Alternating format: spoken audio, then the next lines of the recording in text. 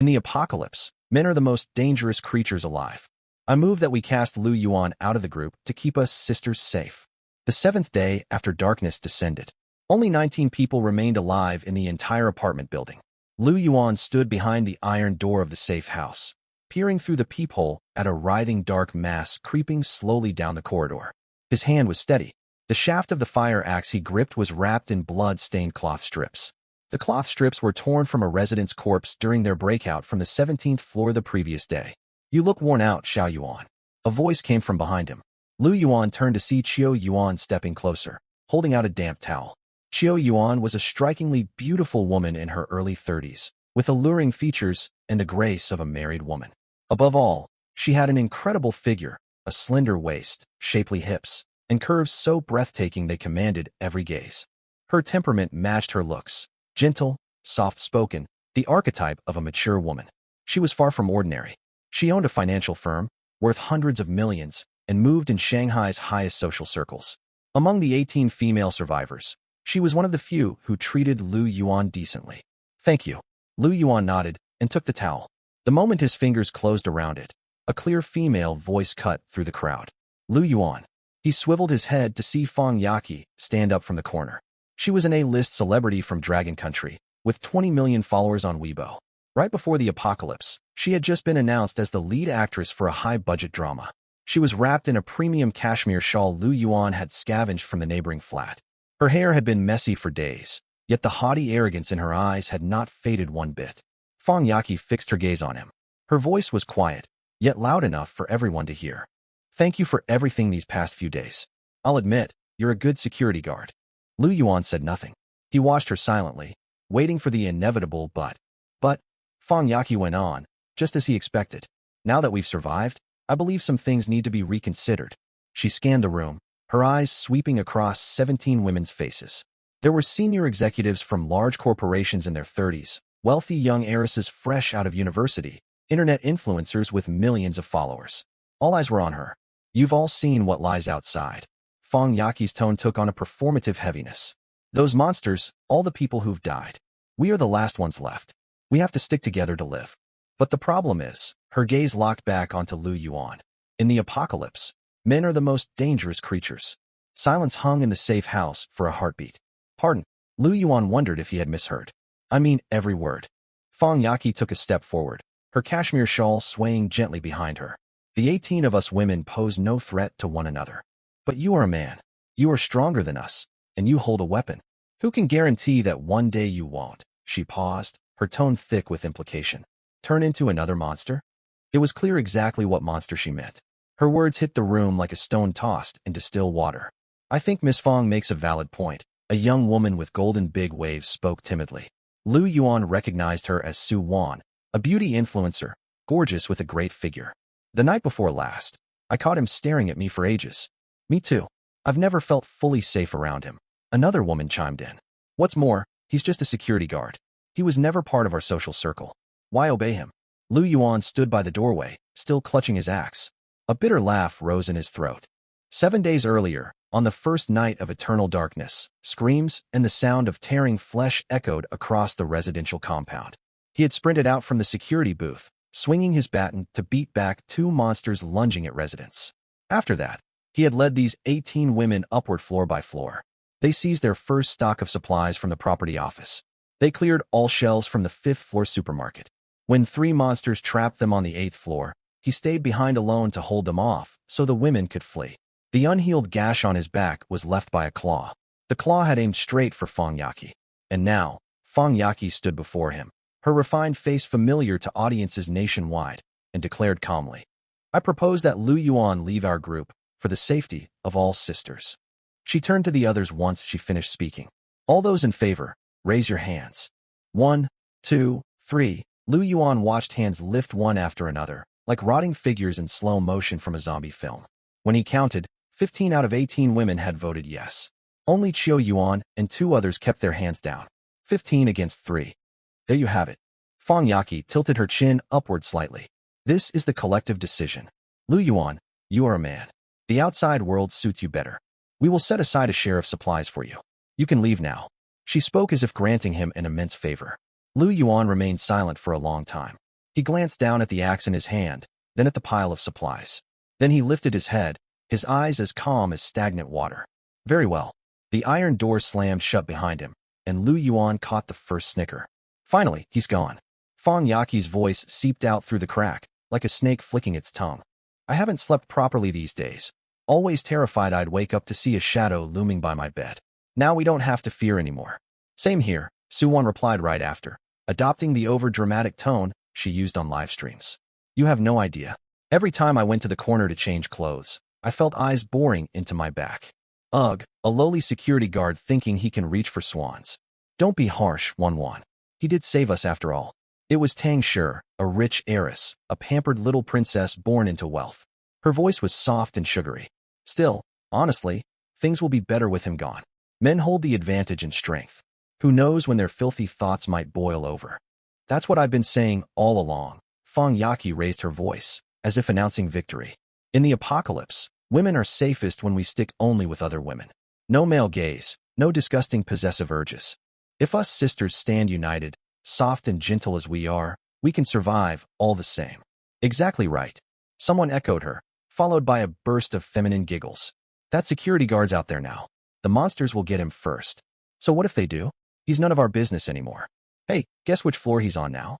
Do you think something's chasing him? Ha ha ha. Just imagining that scene makes me laugh. Enough. Fang Yaqi cut them off, satisfaction of a leader lacing her words. Forget about him. Let's redistribute and tally our supplies. We might even manage to live comfortably with plenty to eat and drink. From this moment, the 18 of us sisters are family. Sister Yaqi is absolutely right. We'll follow Sister Yaqi from now on. The cheerfulness from behind the iron door drifted through the thick fireproof panel, muffled, like bubbles rising from underwater. Lu Yuan stood in the dark stairwell, holding a sack of biscuits and a canteen. This was the only portion he took from their supplies before leaving. The so-called supply stockpile barely held enough food to last a week in total. He did not take more, nor did he need to.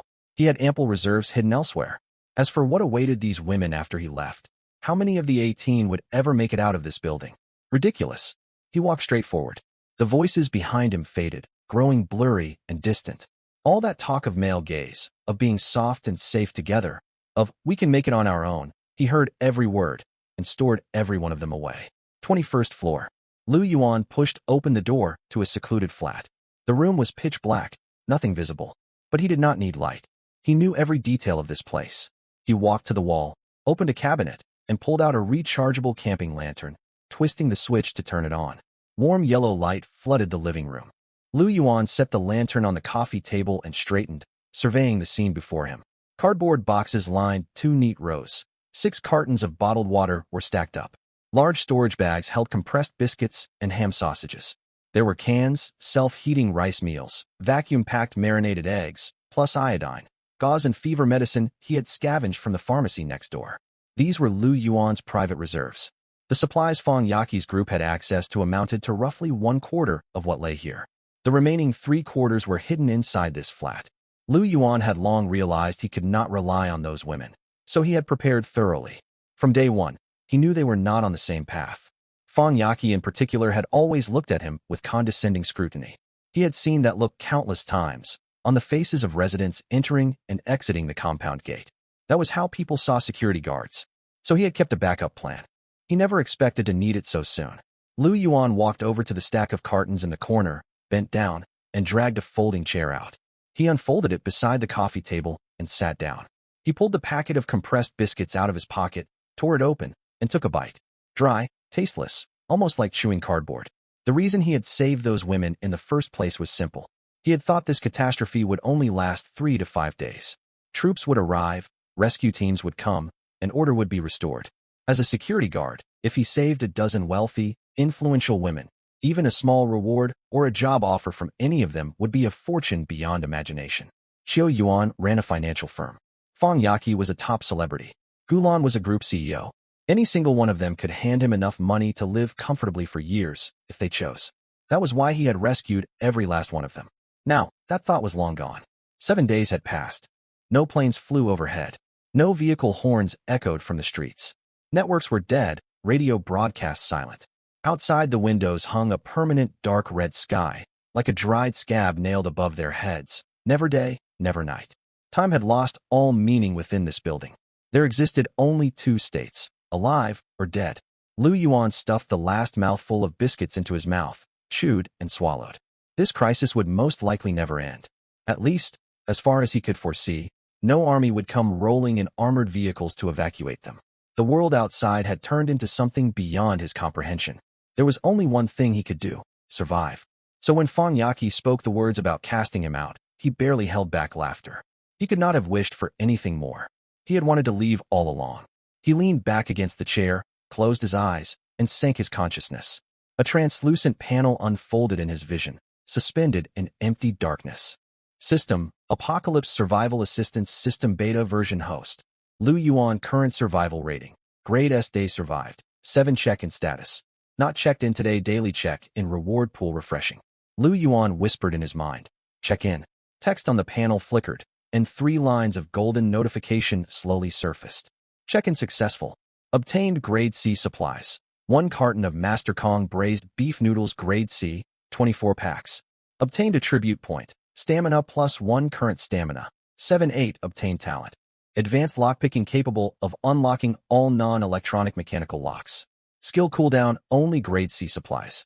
A flicker of disappointment crossed Lu Yuan's mind. He opened his eyes. A cardboard box appeared on the coffee table, bright red packaging printed with the words Master Kong braised beef noodles.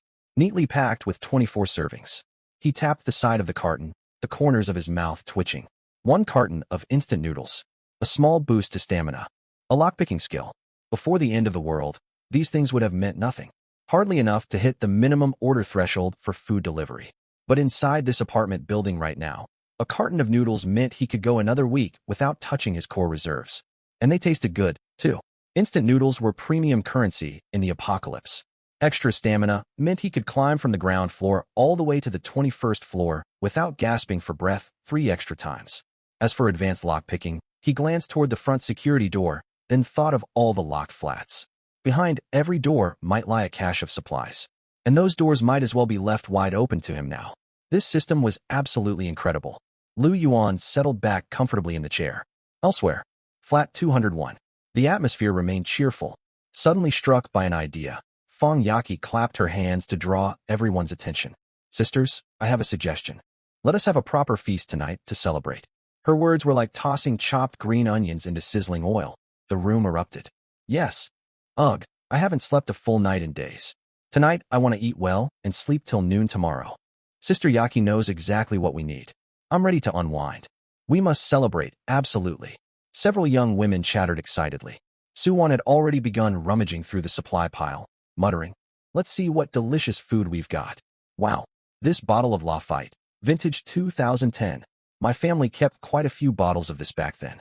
She pulled a bottle of red wine out of a crate and held it up to the candlelight. Is this real? It's genuine. Tangshir leaned over to glance at the label. I think this came from the flat on the 8th floor. I remember they had a whole row lined up in their wine cabinet. Real or fake? Let's open it anyway. Tangshir kept digging through the supplies. Look at this, vacuum-packed Australian Wagyu beef. Let me check the date, still edible. There's also a box of foie gras and a tin of caviar. The two squatted beside the crates, scavenging goods as if shopping in a luxury warehouse, pulling items out one by one. Red wine, steak, foie gras, black truffle paste, scattered all over the floor. Fang Yaqi watched the scene, a faint smile playing on her lips as she folded her arms. This sense of standing above everything filled her with immense satisfaction. Sister Yaqi, someone walked over and asked, how should we prepare all this? We don't have a kitchen. Simple, Fang Yaqi replied. Open the wine and drink it straight. We can pan-fry the steak over candles and fuel tablets, slice foie gras to eat with crackers, and scoop caviar. Immediate French cuisine. Suwon clapped her hands. Apocalypse-exclusive candlelit dinner. Sisters, we are pulling out all the stops. Open everything. Fang Yaqi waved her hand. We're in high spirits today, no need to hold back. Got it. Wait a moment. A voice came from the corner, quiet yet clear enough for all to hear. Qiu Yuan stood up from her chair. Her gaze swept calmly over the cheering crowd before settling on Fang Yaqi. Yaqi, she said, these supplies are our last reserves. A bottle of Lafite was worth tens of thousands before the apocalypse. Right now, it is worth less than a bottle of drinking water. If you devour our finest stock, what will we live on? The chatter in the room died down. Several women squatting by the supplies froze mid-movement and exchanged uneasy glances. Fong Yaqi's smile faded slightly, only to reappear quickly. Sister Chiu Yuan, she smiled unperturbed. I know you're looking out, but think about it. We have just made a vital decision and removed the threat among us. Isn't that worth celebrating? She stepped forward, looking around as if delivering a small speech. Supplies are important, yes, but emotional well-being matters too. What have all of us endured these days? Constant terror outside, perpetual anxiety inside the safe house. We could not even change clothes without fearing prying eyes. Now everything is different. We are truly safe at last. This meal is more than food. It is proof to ourselves. We made it. We survived. Emotional well-being is extremely important. She's right. Sister Yaki speaks the truth. I just want to eat something nice. Who cares about tomorrow? And there are 18 of us. If we work together, how can we fail to survive? Voices of agreement rose one after another.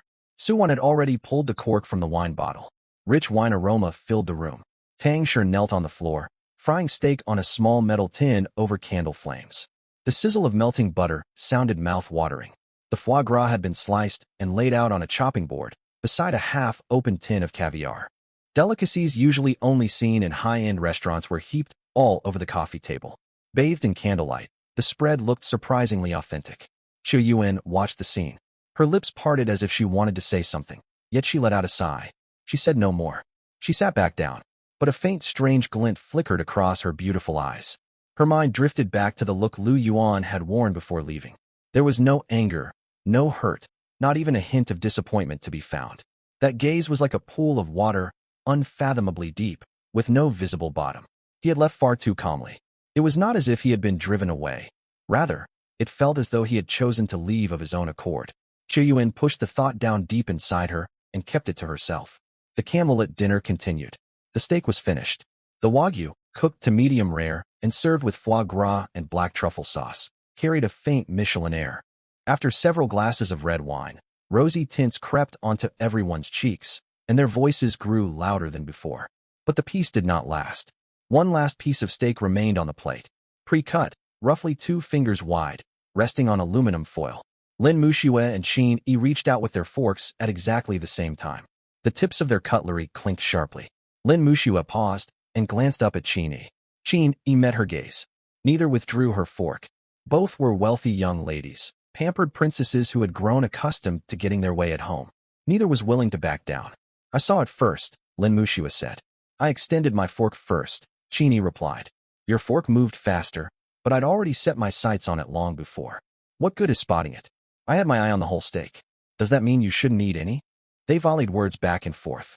At first the others watched on in amusement and tried to mediate with laughter. Once they realized the argument was genuine, the smiles faded. I haven't had a single hot meal in 3 days, Lin Muxue said stiffly. Let me have this last piece. Who hasn't endured these past 3 days the same way? Qin Yi refused to yield. You ought to give it to me. I'm 2 years younger. Shouldn't the elder sister make allowances? Don't pull that line. That's enough. Fong Yaki stood up from the sofa. A smile still lingered on her face, yet it had turned rigid. Holding her wine glass, she stepped forward and positioned herself between the two girls. Muxue Yi, she spoke with the steady poise of a gala host. It's only a piece of steak. It's not worth fighting over. We're sisters. Talk things through properly. Split this between you half each. Will that work? Lin Muxue shot Fong Yaki a glance, her lips twisting downward. She said nothing, yet she did not pull her fork away. Qin Yi retracted her fork, only to roll her eyes and turn her head aside, muttering under her breath. Fine, split it. It's not even anything great anyway. Lin Muxue's brows knitted instantly. Who are you calling nothing great? I'm talking about the steak. Why are you getting so defensive? I can hear exactly what you meant. You. All right, enough. Fong Yaki set her wine glass down heavily on the coffee table and raised her voice at last. Her outburst silenced the pair for a moment. Everyone in the room turned to look at her. Fong Yaki drew a deep breath and adopted the commanding bearing she used playing queen roles on set, sweeping her gaze across the group. Girls, we were celebrating just now. We agreed to stand united from this day onward.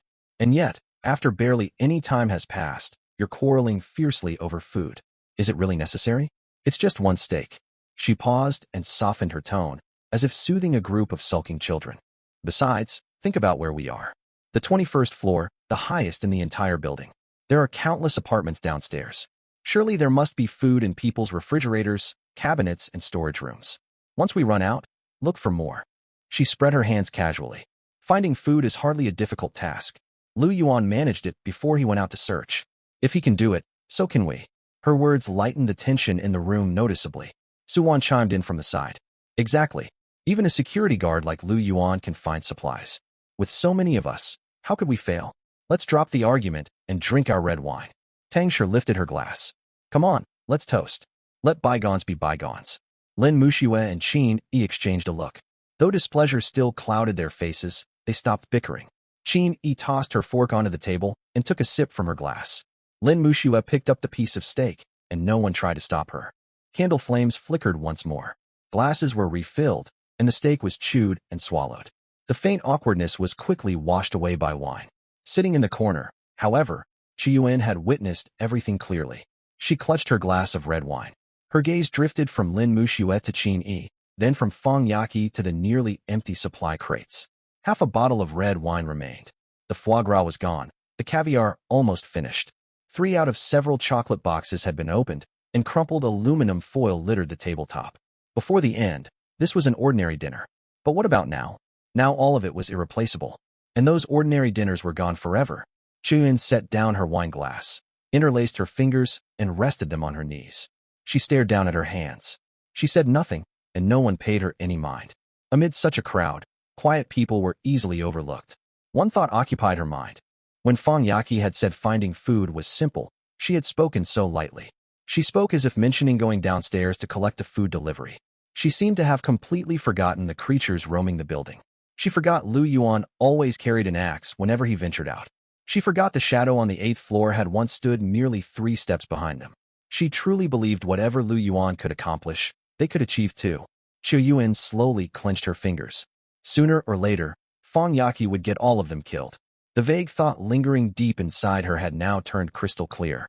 She reached a decision in her heart. Elsewhere, Lu Yuan knew nothing of the farce. He squatted in the corridor on the 18th floor, tightening the straps of his backpack. The black fog was growing denser.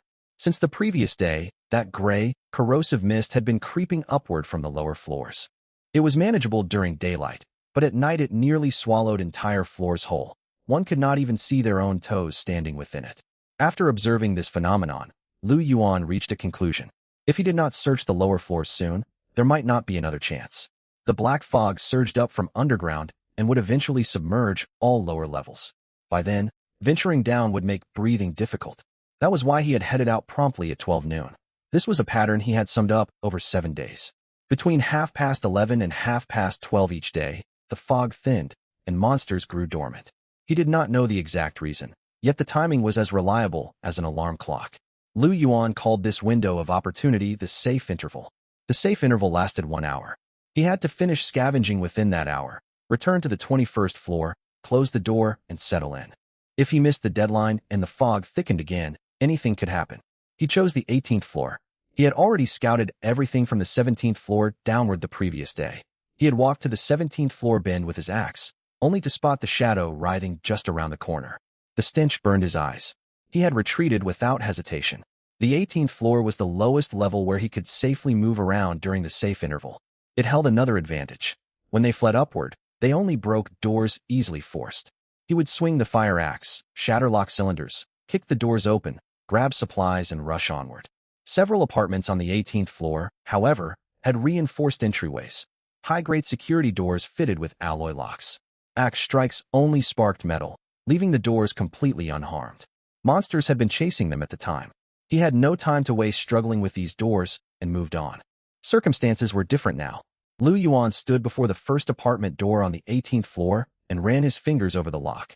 A Yale electronic fingerprint lock with dual systems and dual drive mechanisms, designed to lock automatically. Before the apocalypse, a complete set of this lock and matching door would have cost upwards of 50,000 yuan, requiring a 3-month advance order. Lu Yuan had overheard residents chatting during his patrol shifts. They said the lock resisted prying, smashing, and technical unlocking, even earning homeowners reduced insurance premiums. As he stared at the lock, an indescribable sensation washed over him, as though a dormant nerve had awakened. He could sense every component within the lock cylinder: pins, leaf tumblers, the mechanical base of the encrypted chip. Every detail unfolded before his eyes like a blueprint. He pulled a thin steel wire. He used a wire and a small metal shim from his pocket, items he had taken from the property office toolbox. He had never known how to use them before, yet his hands moved with effortless fluidity. He inserted the wire, pressed the metal shim into place, twisted half a turn left, and lifted gently. Click. The door unlocked. Lu Yuan glanced at the tools in his hand, then back at the door. System, you really are a game changer. He pushed the door open and stepped inside. The room was pitch black, curtains drawn tightly shut. Lu Yuan pulled a small flashlight out of his backpack, switching it on. He swept the beam across the space. The living room was astonishingly spacious, roughly 70 to 80 square meters. It held genuine leather sofas, a marble coffee table, and a reproduction oil painting with a copper frame. He hurried toward the kitchen. When he pulled open the double-door refrigerator, a sour stench rushed out. All the premium fresh produce inside had rotted away. He frowned and closed it, then began rummaging. The moment he opened a cabinet, Lu Yuan's eyes widened.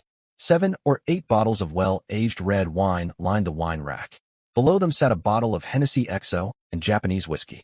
Whoever lived here, Lu Yuan muttered, shifting the wine bottles aside. Wine could wait. He needed to find food first. Digging deeper, the dry goods cabinet held few items, yet all were high quality. A jar of Italian black truffle sauce, still more than half full.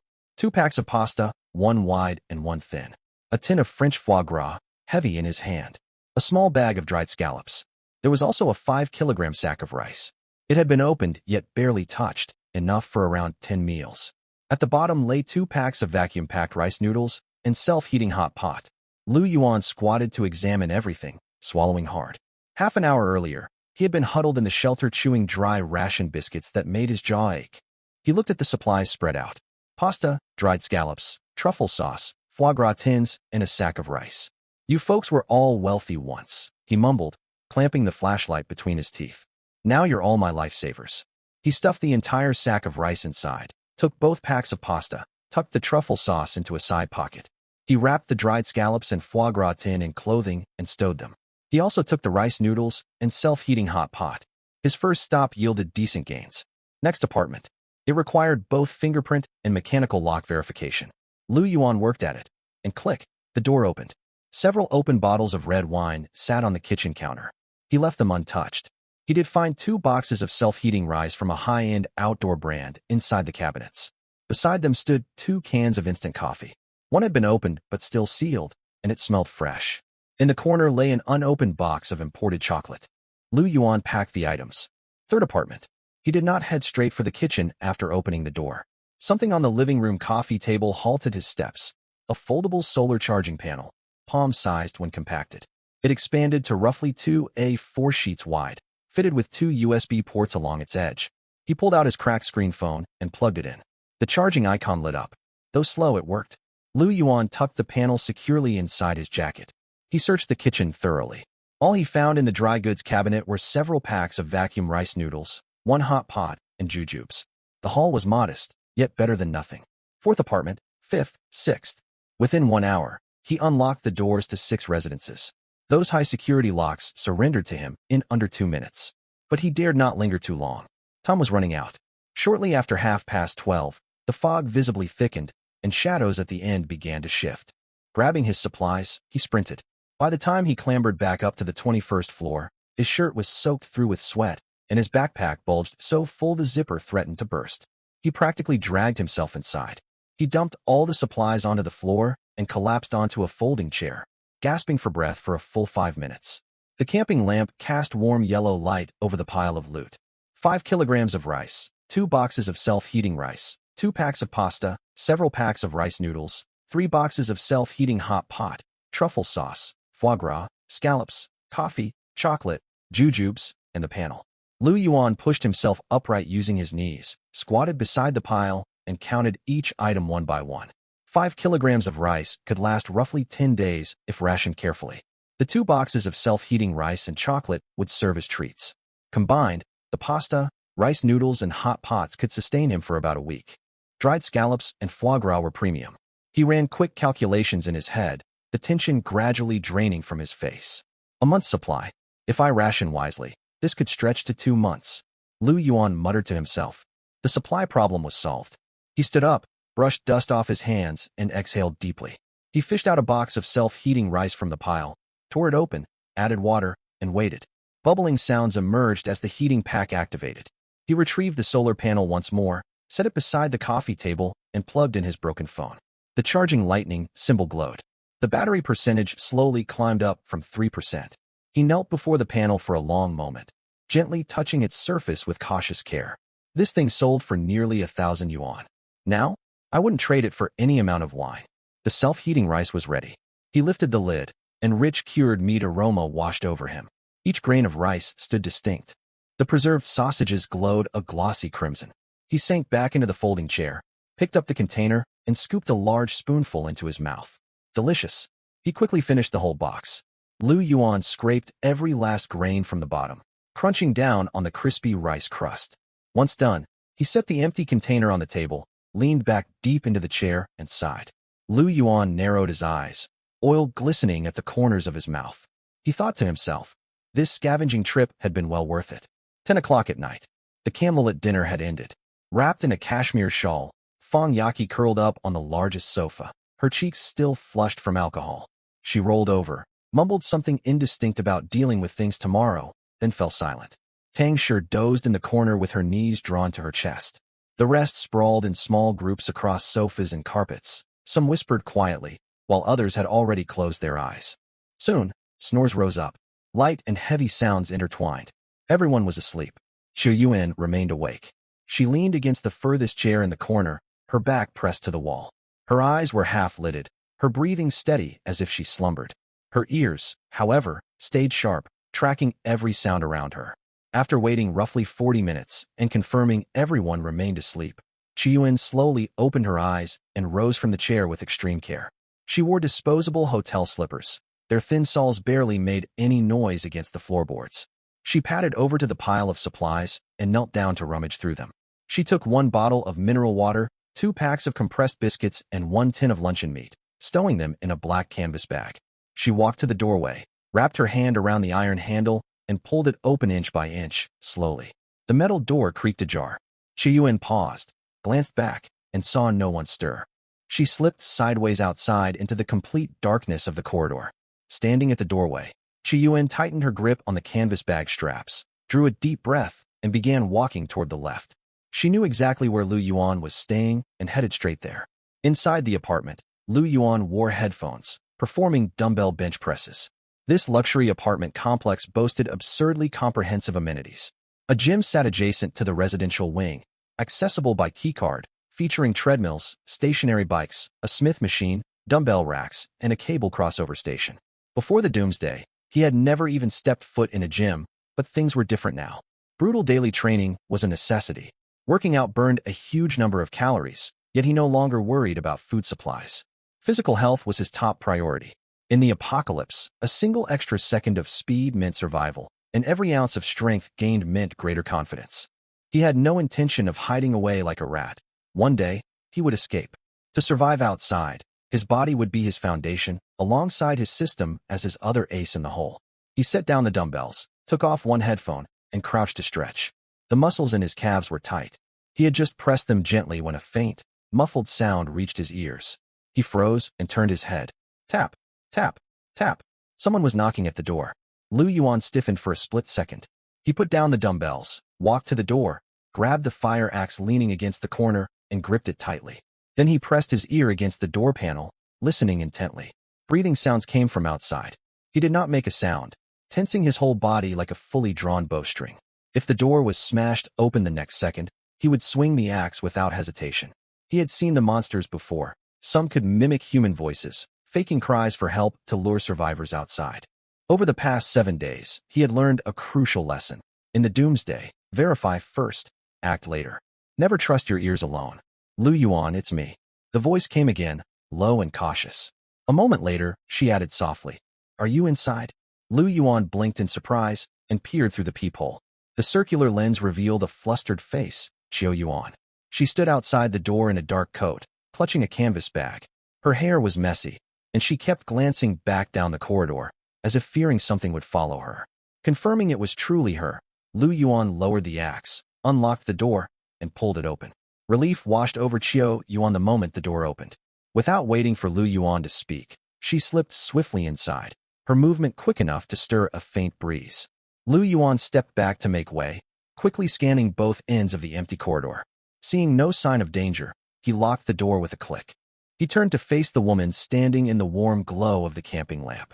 Qiao Yuan's chest rose and fell rapidly, her breathing unsteady from the tense journey through the dark corridor. Her gentle features were etched with a complex mix of panic, relief, and unyielding resolve. Lu Yuan looked at her. "What are you doing here?" Qiao Yuan stood quietly for a few seconds to steady her breath. She lifted her canvas bag slightly and met his eyes directly, no beating around the bush. "Staying with you gives me a better chance of survival." Lu Yuan said nothing, waiting. "The others won't last long." Qiao Yuan's voice was soft but clear. "Fang Yaqi and her group will run into disaster within a week. I don't want to regret staying with them until it's too late." Lu Yuan watched her, his expression impassive. Qiao Yuan was indeed a smart woman. He had noticed it from day one. In her early 30s, she rarely spoke among the group, yet she was calm, prudent, and extraordinarily intelligent. While others scrambled for water, she mapped out escape routes. While others wept in despair, she counted their remaining supplies. While others froze in fear, she planned their next move. Quiet and unassuming, she was far more perceptive than everyone else around her. Lu Yuan had long believed Qiao Yuan was one of the few in the group worthy of surviving the apocalypse, provided she made the right choice. And she had chosen wisely, coming to seek refuge only hours after he left. A top socialite who once moved in Shanghai's high-end elite circles, she was undeniably shrewd. Still, Lu Yuan did not agree to take her in immediately. Instead, he asked a practical question. "Why should I shelter you? What value can you bring?" Qiao Yuan glanced at him, calm and unflustered. "I've brought supplies with me." She pushed the canvas bag forward slightly. Lu Yuan glanced at the flat bag but made no move to touch it, a faint smile tugging at his lips. He then stood up and nodded toward the storage room. "Follow me." He pushed open the half-closed door and stepped aside. Qiao Yuan followed, and froze the moment she stepped inside. Warm light spilled from the living room, illuminating the full extent of the storage room. 6 cases of mineral water were stacked neatly in place. Beside them, large storage bags were crammed with self-heating rice noodles, pasta, instant noodles, and all kinds of food. In the corner stood several bottles of red wine and a bottle of matai, scavenged from the lower floors that afternoon. A whole vacuum-packed Iberian ham hung on the wall, alongside countless other supplies piled halfway up the wall. Qiao Yuan stared at the stockpile, her eyes wide with undisguised astonishment. This is only part of what I have." Lu Yuan crossed his arms and leaned against the doorframe, his tone casual. "There are still unlooted households downstairs. I'll bring up more supplies next time." Qiao Yuan tore her gaze from the supplies, studied Lu Yuan's face intently for a few seconds, and smiled. "You truly are someone worth relying on." Lu Yuan said nothing, waiting for her to elaborate. Qiao Yuan understood his unspoken request. "A safe haven in the apocalypse requires careful planning and management," she said steadily. "Someone needs to oversee supply distribution, consumption control, and future scavenging plans. I can handle it." She spoke with quiet confidence, her gaze locked firmly on his. As the former owner of a financial firm, she had years of experience managing funds and personnel. In terms of overall planning and resource management, she was far more professional than Lu Yuan. Lu Yuan neither nodded nor shook his head. "I'm living alone for now. I don't need such meticulous management." Qiao Yuan nodded in understanding. She had anticipated his response. Managing resources for one person was vastly different from managing a group. Her current offer was only a minor bargaining chip, not yet fully useful. She paused, took a step forward, and spoke with complete sincerity. "My value goes far beyond supply management." She looked straight at him, her tone calm and resolute, stripped of all pretense. "The apocalypse is not only about strength and materials. It depends on strategy, connections, and long-term planning. I excel at resource integration, risk assessment, and team coordination. If you ever want to expand our safe haven, recruit more survivors, and build a complete survival system, I will be your most reliable partner. That is my true value." The warm lamplight softened her features. Once a glamorous elite socialite, she had cast off her worldly vanity. She retained only the poise and insight forged by years of navigating high-stakes environments. There was no flattery, no weakness in her words, only a straightforward, mutually beneficial partnership. A faint, calming herbal fragrance lingered in the air. A knowing smile crept onto Lu Yuan's face. Qiao Yuan was sharp and pragmatic. She understood the brutal rules of the apocalypse perfectly, abandoning empty pride to seize real survival opportunities. Once worth hundreds of millions, she had set aside her status and arrogance, choosing cooperation over dependence. Such clarity and decisiveness were rare in this chaotic world. Lu Yuan dropped his probing tone and spoke plainly. I'll take you in and accept your partnership. But there are rules in my safe house. If you stay, you obey my orders. We each do our part, no slacking, to survive together. Qiu Yuan's eyes lit up with determination. She nodded firmly. I understand. I will fully cooperate with you, take charge of all logistics and planning, and prove my worth with actions. The night passed peacefully without disturbance. The next morning, room 201, no dawn broke. The sky was perpetually shrouded in a murky crimson haze. Human circadian rhythms remained, however. By 7 or 8 o'clock in the morning, the survivors began to wake one by one. Su-Wan was the first to notice Qiu Yuan's absence. She rubbed her eyes, sat up from the carpet, glanced around the room, counted the people present, and froze. Where's Qiu Yuan? Her question jolted the others awake. Everyone scanned the room. The sofa was empty, the corner chair vacant, and the bathroom door stood open, deserted. She wasn't here last night? Tang Shi sat up, her hair messy and disheveled. She was here when I fell asleep. Qini frowned. An awkward silence fell over the group. Then someone muttered, she must have gone to find that security guard. The words shattered the last traces of drowsy camaraderie from the night before. No way. Su-Wan's eyes widened in disbelief. She actually went to find Lu Yuan? Where else could she go? The doors are locked, and the corridors are full of monsters. She took supplies with her. Someone rummaged through their stockpile, voice sharp with alarm. A bottle of water, 2 packs of biscuits, a can of food, and her canvas bag are all gone. The room fell silent for 2 full seconds before Fong Yaqi spoke.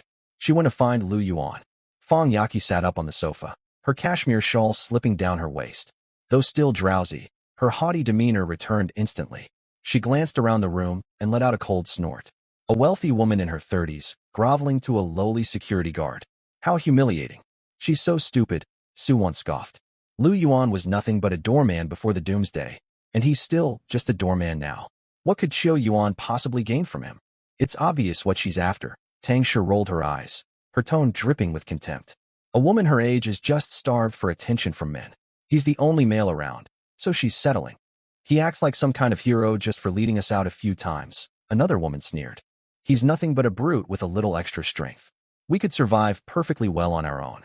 A curly-haired woman leaned in and whispered, she's abandoned all of us sisters to cling to an outsider. She's forgotten who her real family is. Enough. Fong Yaqi raised a hand, feigning magnanimity. Let her go. We don't need her. 17 of U.S. sisters can survive just fine without her or that security guard. You're right, Yaqi. Good riddance. We'll have more supplies for ourselves now. Let her cling to him. She'll be begging to come back when she regrets it. Bitterness and resentment boiled over among the group. Qiu Yuan's departure ignited all the hidden jealousy and dissatisfaction beneath their fake sisterhood. They hurled insults, calling her traitorous, mocking Lu Yuan for overreaching his station, all while insisting they could thrive independently. Amid the noisy tirade, Lin Mushuang spoke up. Her voice was quiet yet urgent. Yaqi, it's almost noon.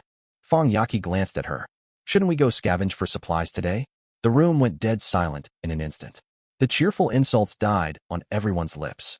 Their supplies had dwindled drastically after their feast the previous night. The harsh truth hung over them. Lu Yuan had always been the one to do the heavy lifting. He was the one who braved the corridors, broke into rooms, and carried back supplies while they waited safely indoors. They had mocked him, but everyone knew he was their real provider. Now he was gone. A flicker of panic crossed Fong Yaqi's face, quickly masked by her calm, dismissive tone. There's no rush. We still have food left. We'll rest today and go scavenge tomorrow. Frowns spread across the room immediately. Yaqi, that's too risky, Gulan spoke up. We burned through too many supplies yesterday. We need to restock while we still have the energy. Every day we wait puts us in more danger. She's right, Lin Mushuang added anxiously. Our reserves are nearly gone. The dark fog might grow thicker any day, trapping us inside. Qin sided with them for once. We should go today while we can. I said we rest. Fong Yaqi's voice sharpened, laced with unyielding dominance. She swept her gaze over the dissenters, chin raised. If any of you insist on going, go alone. I won't stop you. Her words silenced everyone. Gulan was a manager by trade, completely unused to physical labor or facing the horrors of the corridors alone. None of the others dared venture into the monster-infested halls by themselves. Suwon stepped in to soothe the tension, her tone airy. You're all overreacting. This building is huge. There's plenty of food to find. Lu Yuan was just wasting our time with his constant scavenging. A lowly security guard can't possibly know more than us. We'll rest up and clear out the whole building tomorrow in one afternoon. Exactly. Tangshur picked up a mirror. I plan on doing my makeup today. We can't let ourselves look like monsters just because the world ended. I have foundation and lipstick too. Can I borrow your mascara? Mine dried up, but I have a new one. The conversation drifted absurdly to cosmetics. Gulan and Lin Mushuang exchanged a helpless glance, choosing to stay silent. The room filled with laughter again. The women gathered around their makeup bags, lighting a new candle whose flickering glow illuminated their made-up faces. They smiled and chatted carelessly, ignoring the horrors outside. Lu Yuan woke naturally to his internal clock. When he opened his eyes groggily, the camping lamp had long gone out. The room was only dimly lit by a dark red glow seeping through the crack in the curtains. He lay on the bedroom bed, covered by the quilt. The mattress beneath him was so soft that every bone in his body seemed to protest. He shifted, and waves of soreness washed over him. His legs ached, his waist ached, and the muscles on his back felt as if they had been wrung tight. He tried lifting an arm.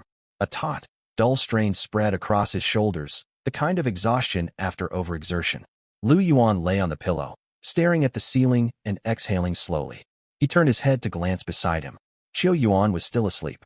She lay on her side, the quilt wrapped up to her shoulders. One hand rested beside the pillow, her breathing long and steady, a faint blush still lingering on her cheeks. A strand of hair spilled across the pillow, softening her features. Lu Yuan watched her for 2 seconds before slowly sitting up and leaning against the headboard. The sheet slid down to his waist. He glanced down at his chest. Faint scratch marks ran along his arms, and a bruise marked his flank. These were the marks of last night's frenzy, from the living room to the kitchen, the gym to the bathroom, and finally onto this bed. Chiu Yuan's figure and looks were undeniably overwhelming. Those curves were honed to peak maturity. Her supple waist, her eager initiative, and the quiet, breathless, "Don't stop," she whispered through gritted teeth at times. Just thinking about it made Lu Yuan's temples throb. He hadn't fallen asleep until 4 or 5 in the early morning, and Chiu Yuan had stayed awake even later. In the end, she'd collapsed straight onto his chest, too worn out to lift her arms. They'd fallen asleep tangled together like that. Lu Yuan pulled out a cigarette, grabbed a lighter off the nightstand, and lit it. The hissing of burning tobacco sounded startlingly clear in the quiet bedroom. With the cigarette between his lips, he silently prompted sign in. Words flickered across the panel. Sign in successful. Obtained grade B supplies. Reinforced alloy set grade B $\$ $1, including heavy-duty anti-theft door bolt, anti-pry steel strips, explosion-proof lock cylinder, window frame reinforcement fasteners. Obtained attribute point. Stamina +1 current stamina. $8 / Riter $9. Obtained talent. Enhanced perception greatly sharpens the 5 senses. Passive effect. Grade B supplies? That seemed pretty good. Lu Yuan looked at the 3 lines of text, a flicker of surprise crossing his face. The next moment, a warm sensation spread from his chest, flowing through his blood vessels to every corner of his body. It was comforting warmth, and the soreness all over his body seemed to vanish. Lu Yuan sat still for 2 seconds, then threw off the quilt and jumped out of bed.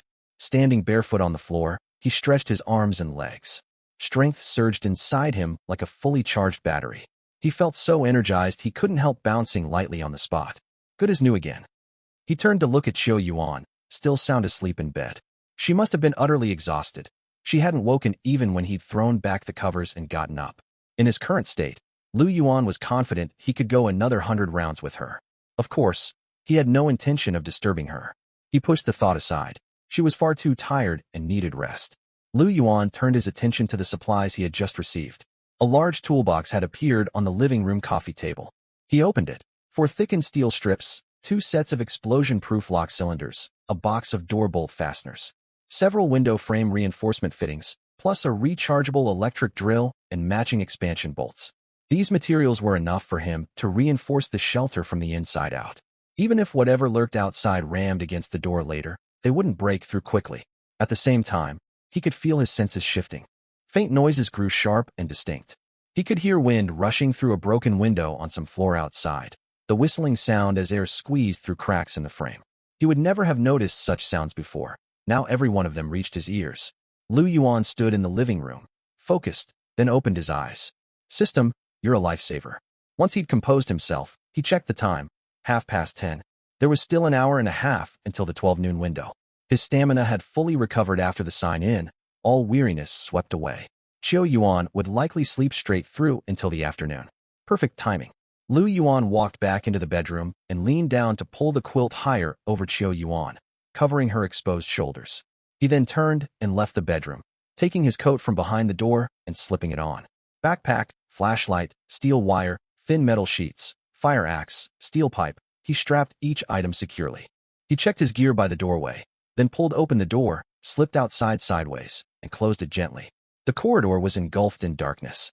When Lu Yuan reached the stairwell, he closed his eyes to sense his surroundings. His hearing was vastly more sensitive than before. On the 19th floor, something moved slowly. It produced the rustle of fabric dragging across the ground. From the stairwell on the 17th floor came an almost imperceptible rhythm of breathing, as if some creature slumbered there. But between the 18th, 19th, and 20th floors, nothing blocked his path.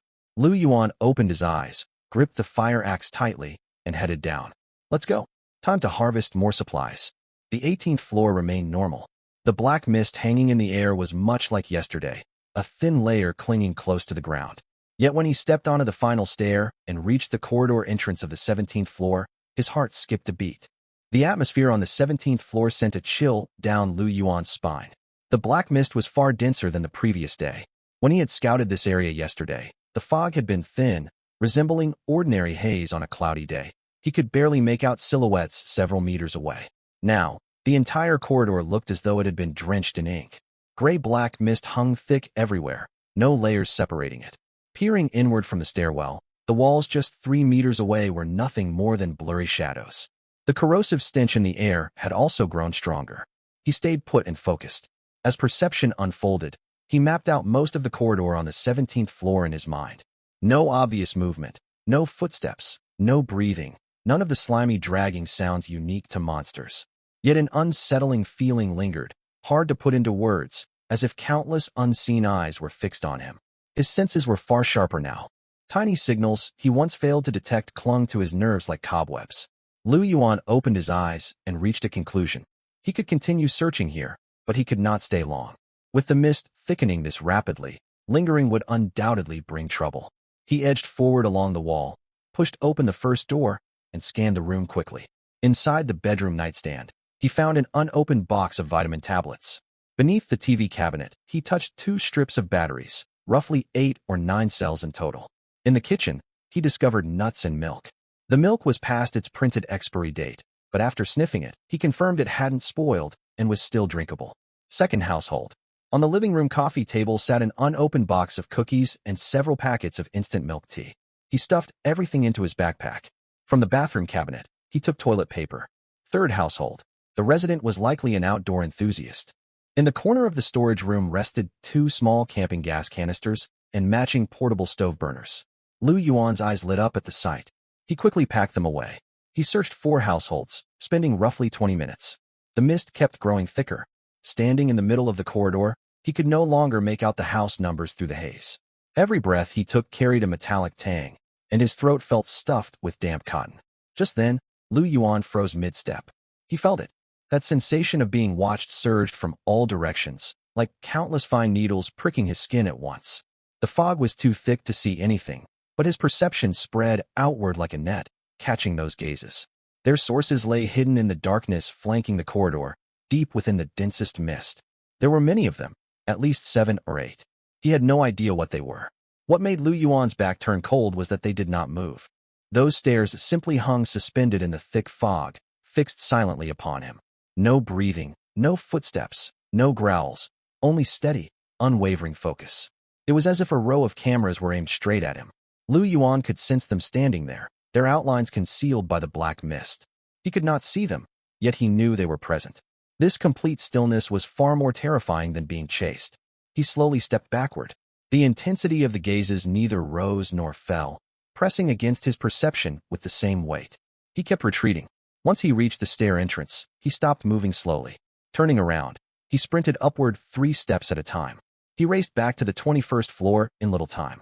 He burst through the door into the shelter, locked it, and leaned against the panel gasping for breath. His shirt was soaked through with sweat. The metallic taste lingered in his throat. He swallowed repeatedly to ease the discomfort. He closed his eyes and sensed the surroundings. The feeling was gone. Lu Yuan remained leaning against the door for a long while until his rapid breathing steadied. He glanced down at his backpack. Vitamin tablets, batteries, nuts, 2 cartons of milk, cookies, instant milk tea, toilet paper, 2 camping gas canisters, and 1 portable stove burner. It was a decent haul. Rationed carefully, it would sustain him for 8 to 10 days. He walked over to the coffee table and laid out every item one by one. Then he sank into the folding chair, clutching the stove burner in his hand, his mind still lingering on those shadowy presences in the thick mist. He leaned back in the chair, recalling that eerie sensation of being observed. There had been no hostility, no killing intent, only watching, like an audience gathered outside a cage, quietly and patiently observing the creature trapped within. I can't go down to the 17th floor anymore. From now on, the 18th will be my limit. Lu Yuan was about to get a glass of water when a fragrant aroma drifted into his nostrils. The savory sizzle of fried food mixed with chopped green onion drifted over from the kitchen. He camped, walked forward, and pushed open the half-sliding kitchen door. Qiu Yuan stood with her back toward him. Blue flames from the portable gas stove lapped the bottom of a frying pan. 2 slices of ham sizzled inside, alongside an egg. The egg white had set, its edges lightly browned. She wore an apron, dug up from somewhere, light blue floral fabric tied into a bow at her waist. She had also changed clothes. Light blue casual homeware woven from cotton and linen. Her sleeves were rolled up to her forearms, and the loose neckline exposed her collarbones. Her messy hair from the previous night was now braided into a single plait, falling over one shoulder, swaying gently. Lu Yuan stood in the doorway watching for 2 seconds. A woman in her early 30s, naturally curvy, the homeware clung to her frame in eye-catching lines. Yet as she bent to tend the fried egg, her movements were soft and gentle. With the braid resting against her shoulder, she radiated domestic warmth. Even dressed like this, Qiu Yuan's poise as an elite socialite could not be hidden. Instead, it created a striking contrast. Lu Yuan walked up behind her and slipped his arms around her waist. Qiu Yuan let out a soft gasp when he embraced her, the spatula halting mid-motion. But she quickly recognized him from the pressure and warmth of the hug. She turned her head slightly, not pulling away, and asked gently, "You're back. Did you run into any danger?"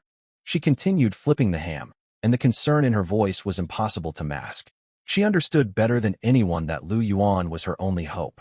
If something happened to him, she would not survive 2 days alone in this building. "I'm fine."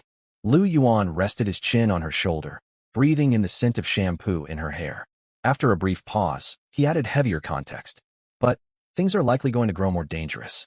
The black mist downstairs is rising upward, far denser than yesterday. The 17th floor is caught up and barely habitable now." Lu Yuan's tone turned heavier. "At this rate, it won't be long before it reaches the 20th floor." Qiu Yuan fell silent. She scooped the fried ham and egg out of the pan onto a white porcelain plate and turned off the stove. Only then did she turn her head to meet Lu Yuan's gaze, offering a tender smile. "It's all right," she said. "With you here, I fear nothing." Her voice was soft, yet her gaze steady. No exaggerated expressions. She spoke plainly, as casually as commenting on pleasant weather. Yet the words warmed Lu Yuan's heart. No wonder she navigated high society so effortlessly. She was beautiful and emotionally intelligent, able to offer steady comfort with a single sentence. Lu Yuan smiled, tightening his hold and drawing her closer against him. His hands rested at her waist, brushing the soft curves of her hips. Through the thin cotton linen fabric, the warm, firm sensation shot straight to his head. Trapped in his embrace, Qiu Yuan clearly felt his reaction. She froze for a moment, still holding the plate, and glanced back at him with a look that held equal parts surprise and helpless amusement. "You," she hesitated. "We already did so much last night." "Last night was last night."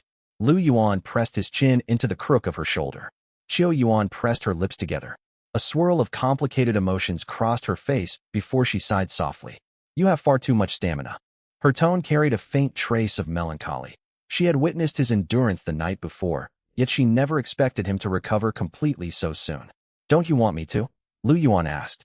Qiu Yuan smiled. "Of course I do. I belong to you now. You can do whatever you wish." Lu Yuan grinned. "How could I hold back around you?" He leaned close and whispered, "A top socialite worth hundreds of millions, crossing class boundaries. Qiu Yuan's cheeks flushed faintly at his words. She turned her head to shoot him a glance, though there was no real anger in it, only playful reproach. Forget socialites. Her voice dropped, heavy with soft longing. Right now, I'm yours. She did not finish, but the meaning was clear. He did not loosen his grip. Instead, he pulled her even tighter against him. Qiu Yuan remained encircled by him from behind, standing before the stove with the plate of freshly fried ham and egg resting nearby. Moments later, Qiu Yuan bent forward slowly over the kitchen countertop. Elsewhere, apartment 201, a full day of rest had passed. No one stepped outside to scavenge supplies.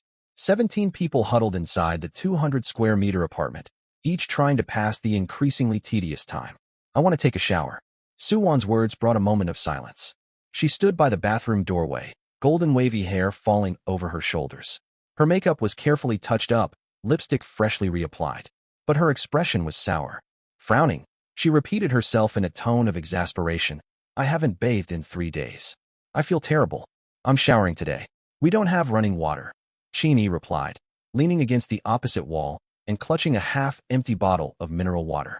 Look at the taps. The supply cut off ages ago. Use bottled mineral water then. Suwon said matter-of-factly.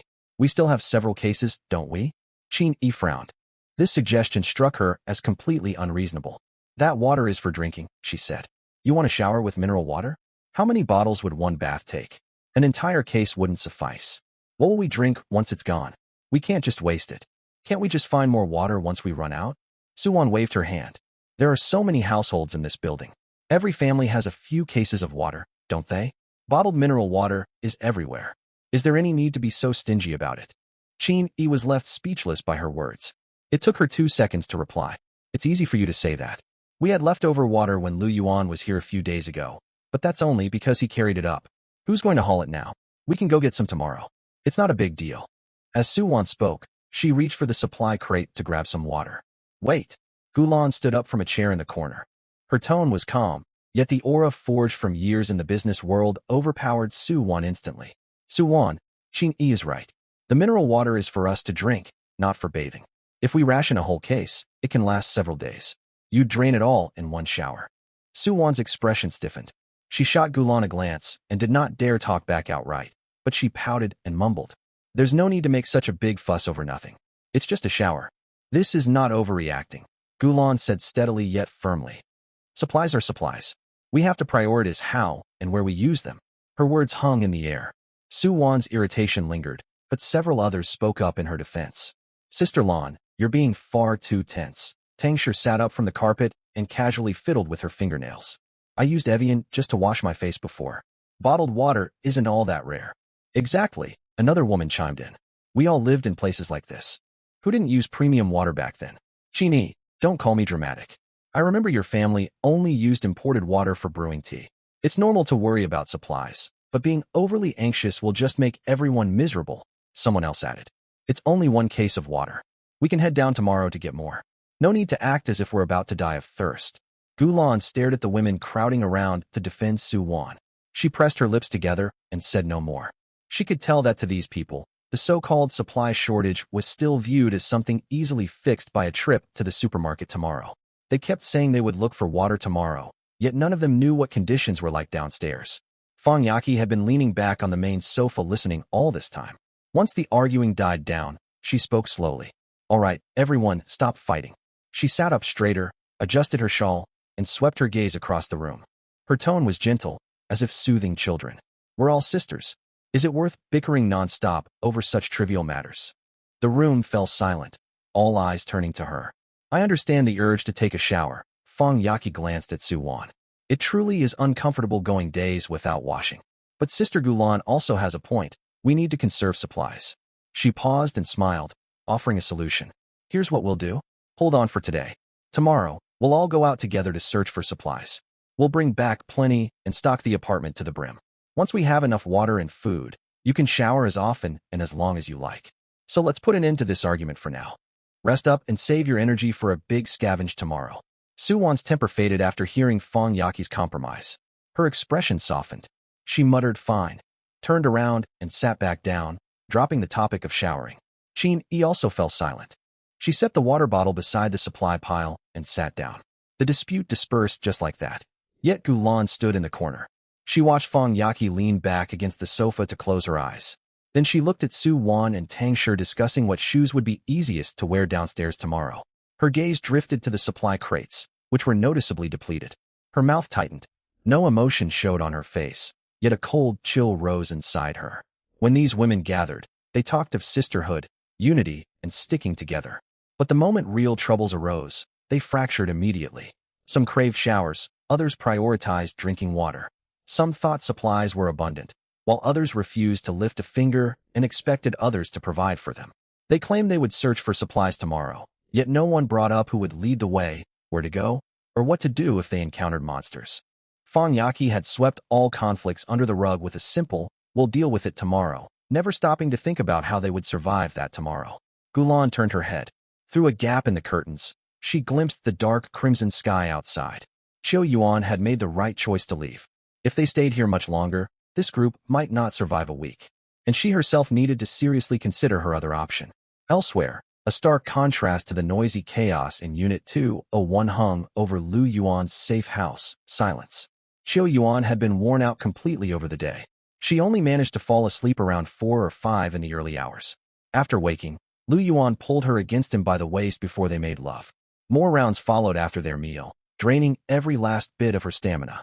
When it was over, she stepped out of the shower, collapsed onto the bed, and fell fast asleep. Lu Yuan, however, still brimmed with energy. Enhanced by the system, his strength and endurance had grown exponentially. He took out the large toolbox rewarded by the system and set to work. Tools were laid out before him. For thickened steel bars, 2 sets of anti-explosion lock cylinders, a box of door bolt latches, several window frame reinforcement fittings, a rechargeable electric drill, and a pack of expansion bolts. Lu Yuan picked up the drill and weighed it in his hand. He held up a steel bar to measure its length, forming a rough plan in his mind.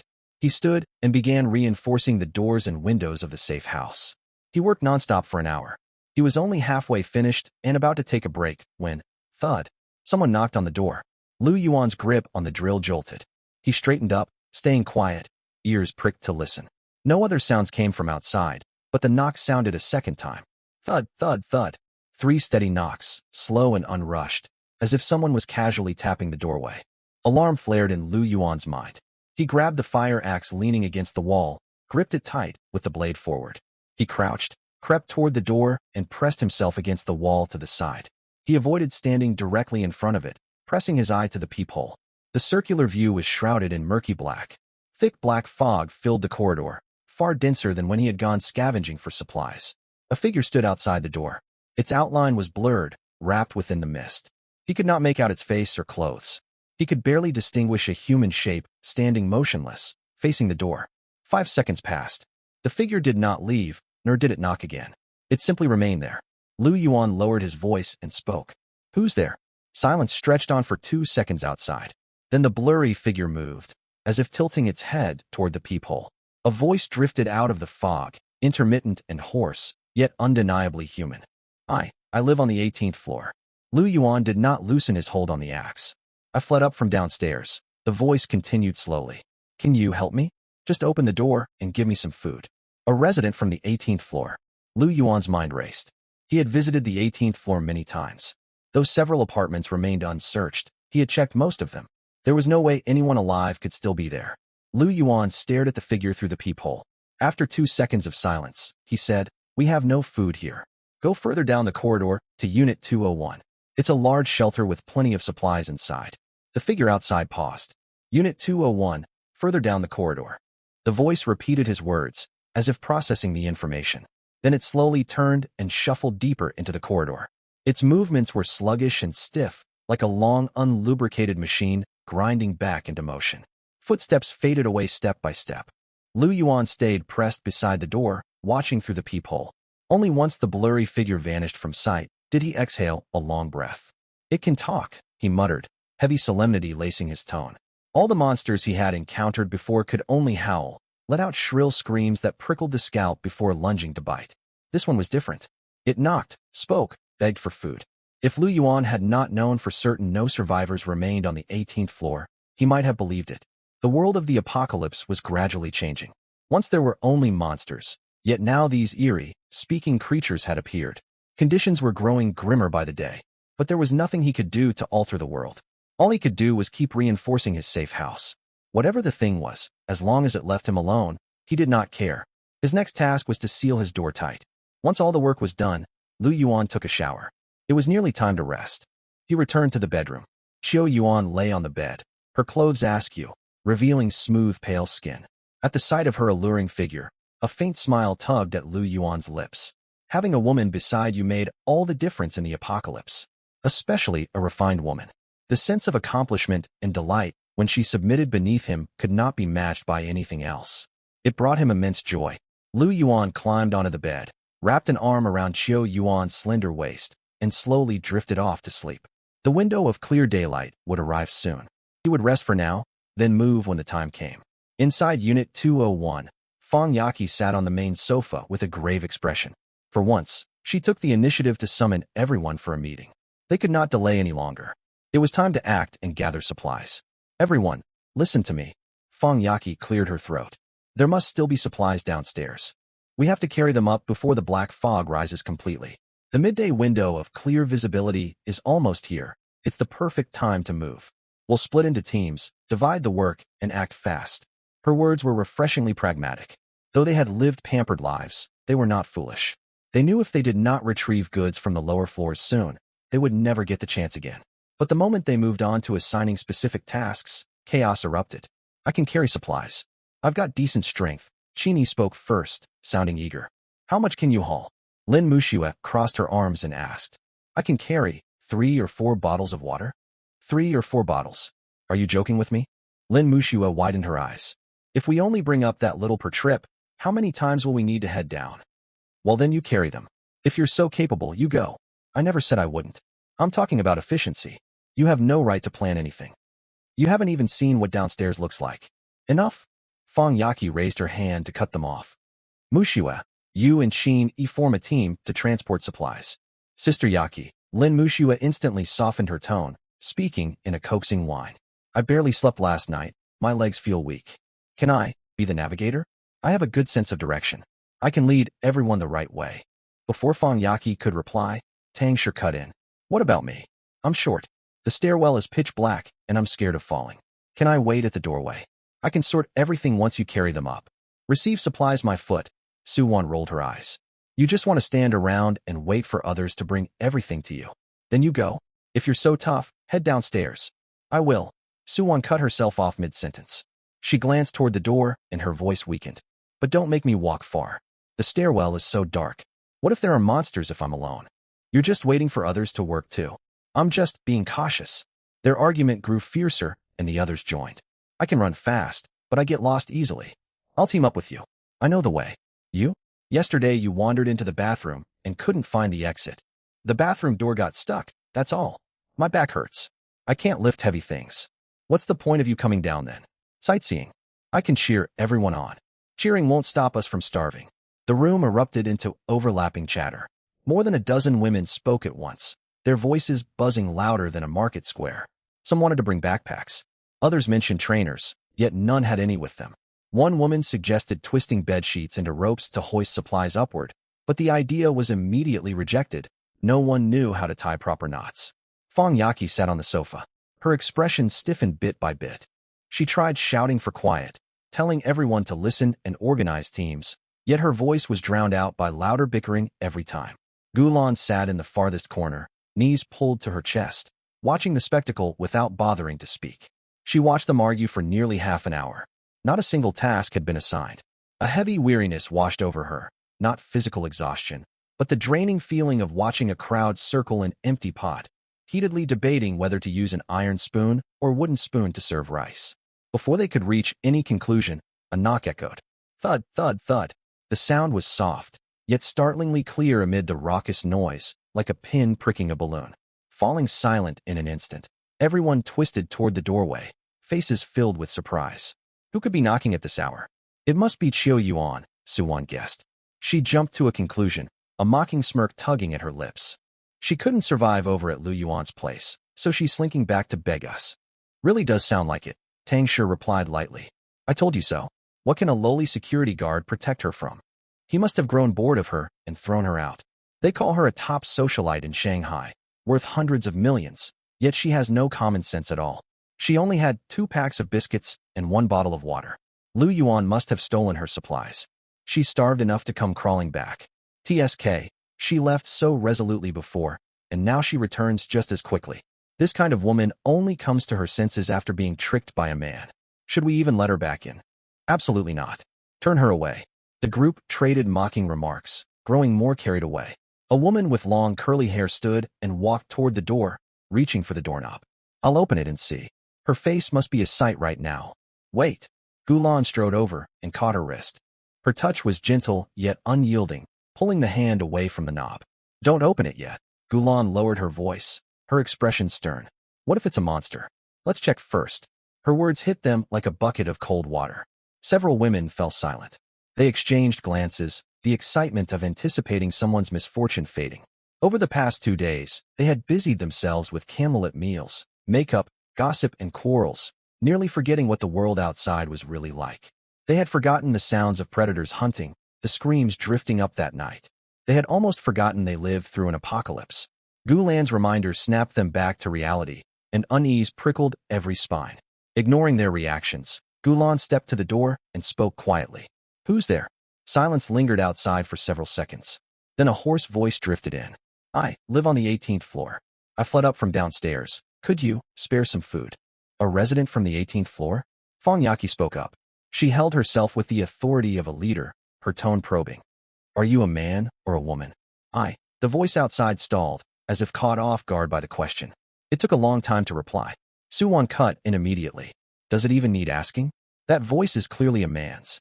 Her comment ignited an uproar among the sisters. A man? We cannot let him in. Exactly. One Lu Yuan is already more trouble than we can handle. Men are the most dangerous in the apocalypse. Anyone can pretend to be helpless. We have no idea what he would do once inside. We learned our lesson. No men allowed. Fang Yaki nodded, cleared her throat, and called toward the door. If you're a man, leave at once. This is an all-female shelter. We do not take in any men. Go look elsewhere. Silence descended over the other side of the door. It lasted a very long time. It had been so long that those inside the room began to wonder if he had already left. Then the voice spoke again, slower this time, as if weighing every single word carefully. Actually, I'm transgender. A beat of silence fell. Even though I appear male on the surface, the voice went on. I have always wanted to be a woman. The words hit like a bucket of water tossed into sizzling oil, and chaos erupted in an instant. Transgender? Is that true? Tang Shi's eyes widened first. Wow, so deep down, she's always been a girl. Someone clutched their chest. That must have been so hard. A woman's soul trapped in a man's body. Isn't she a sister oppressed by a patriarchal society? She's completely on our side. Inside, she's already one of us. I used to follow a transgender content creator. She was so brave. Her spiritual awakening was truly admirable. If she identifies as a woman inside, then she is fundamentally a woman. She's nothing like those awful men. Good heavens, she climbed all the way up from the 18th floor and endured so many horrific things. Now she's standing outside the door begging us in such a humble tone. Doesn't anyone feel for her? My heart aches for her. Open the door. Don't make our sister wait out there too long. As they talked, several women surged toward the doorway. Some even began rummaging through their stockpiles for food, muttering, "Get something ready for her. Let her in first, and we'll sort everything out later." Stop right there. Gulan stood in the doorway, spreading her arms to block them, her back pressed against the door panel. She raised her voice several notches. Have all of you lost your minds? Transgender? Have any of you even laid eyes on him? Do you know if what's standing outside is human or something else entirely? Lan Jia. Tang Shi pouted. Why do you have to be such a buzzkill? They already said they're transgender. You believe whatever you're told? Gulan stared at her, her gaze sharper than a blade. What if he's lying to you? What if he isn't human at all, only mimicking human speech? Are you really going to open the door? Are you really going to open the door and let him in? Her words halted the women who had rushed up to the entrance. They exchanged glances. Their enthusiasm faded a little. Yet their faces still bore the expression that read, "You're being far too suspicious." They had seen the monsters before. None of them could speak. Whoever was outside sounded nothing like a monster. The voice from the doorway rang out once more, trembling slightly. I'm not a bad person. I just want to find some food. I truly admire all of you, independent and strong. I want to be just like you. This statement was like dropping a lump of sugar into a honey pot. rekindling fervor in those who had only just calmed down. Listen to that. How sincere. She must carry so much pain inside, enduring the agony of identity on top of surviving in this world alone. I just want to hug her. Don't be afraid, sister. We're opening the door for you right now. Several women moved around Gulan, reaching for the doorknob. Gulan stood her ground in the doorway. She stumbled backward as they pushed against her, yet she refused to step aside, gripping the handle tightly. Do not open it. Gulan's voice turned hoarse as she twisted to shout at the group. Have all of you gone mad? You'd be sold and still help count the money for the trafficker. You don't even know what waits outside this door. But no one listened. The women crowded around the doorway, chattering, urging her to move.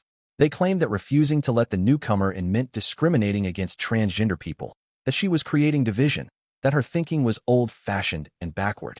Surrounded by shouting voices, Gulan's ears buzzed. Multiple hands strained to twist the doorknob alongside hers. A faint click echoed from the lock. The moment several hands wrapped around the handle and pulled outward, a cold voice cut through the noise from behind the crowd. I dare anyone to open that door. The voice was quiet, yet icy enough. It was as if an ice shard had driven straight down from above, piercing a hole through the room's uproar.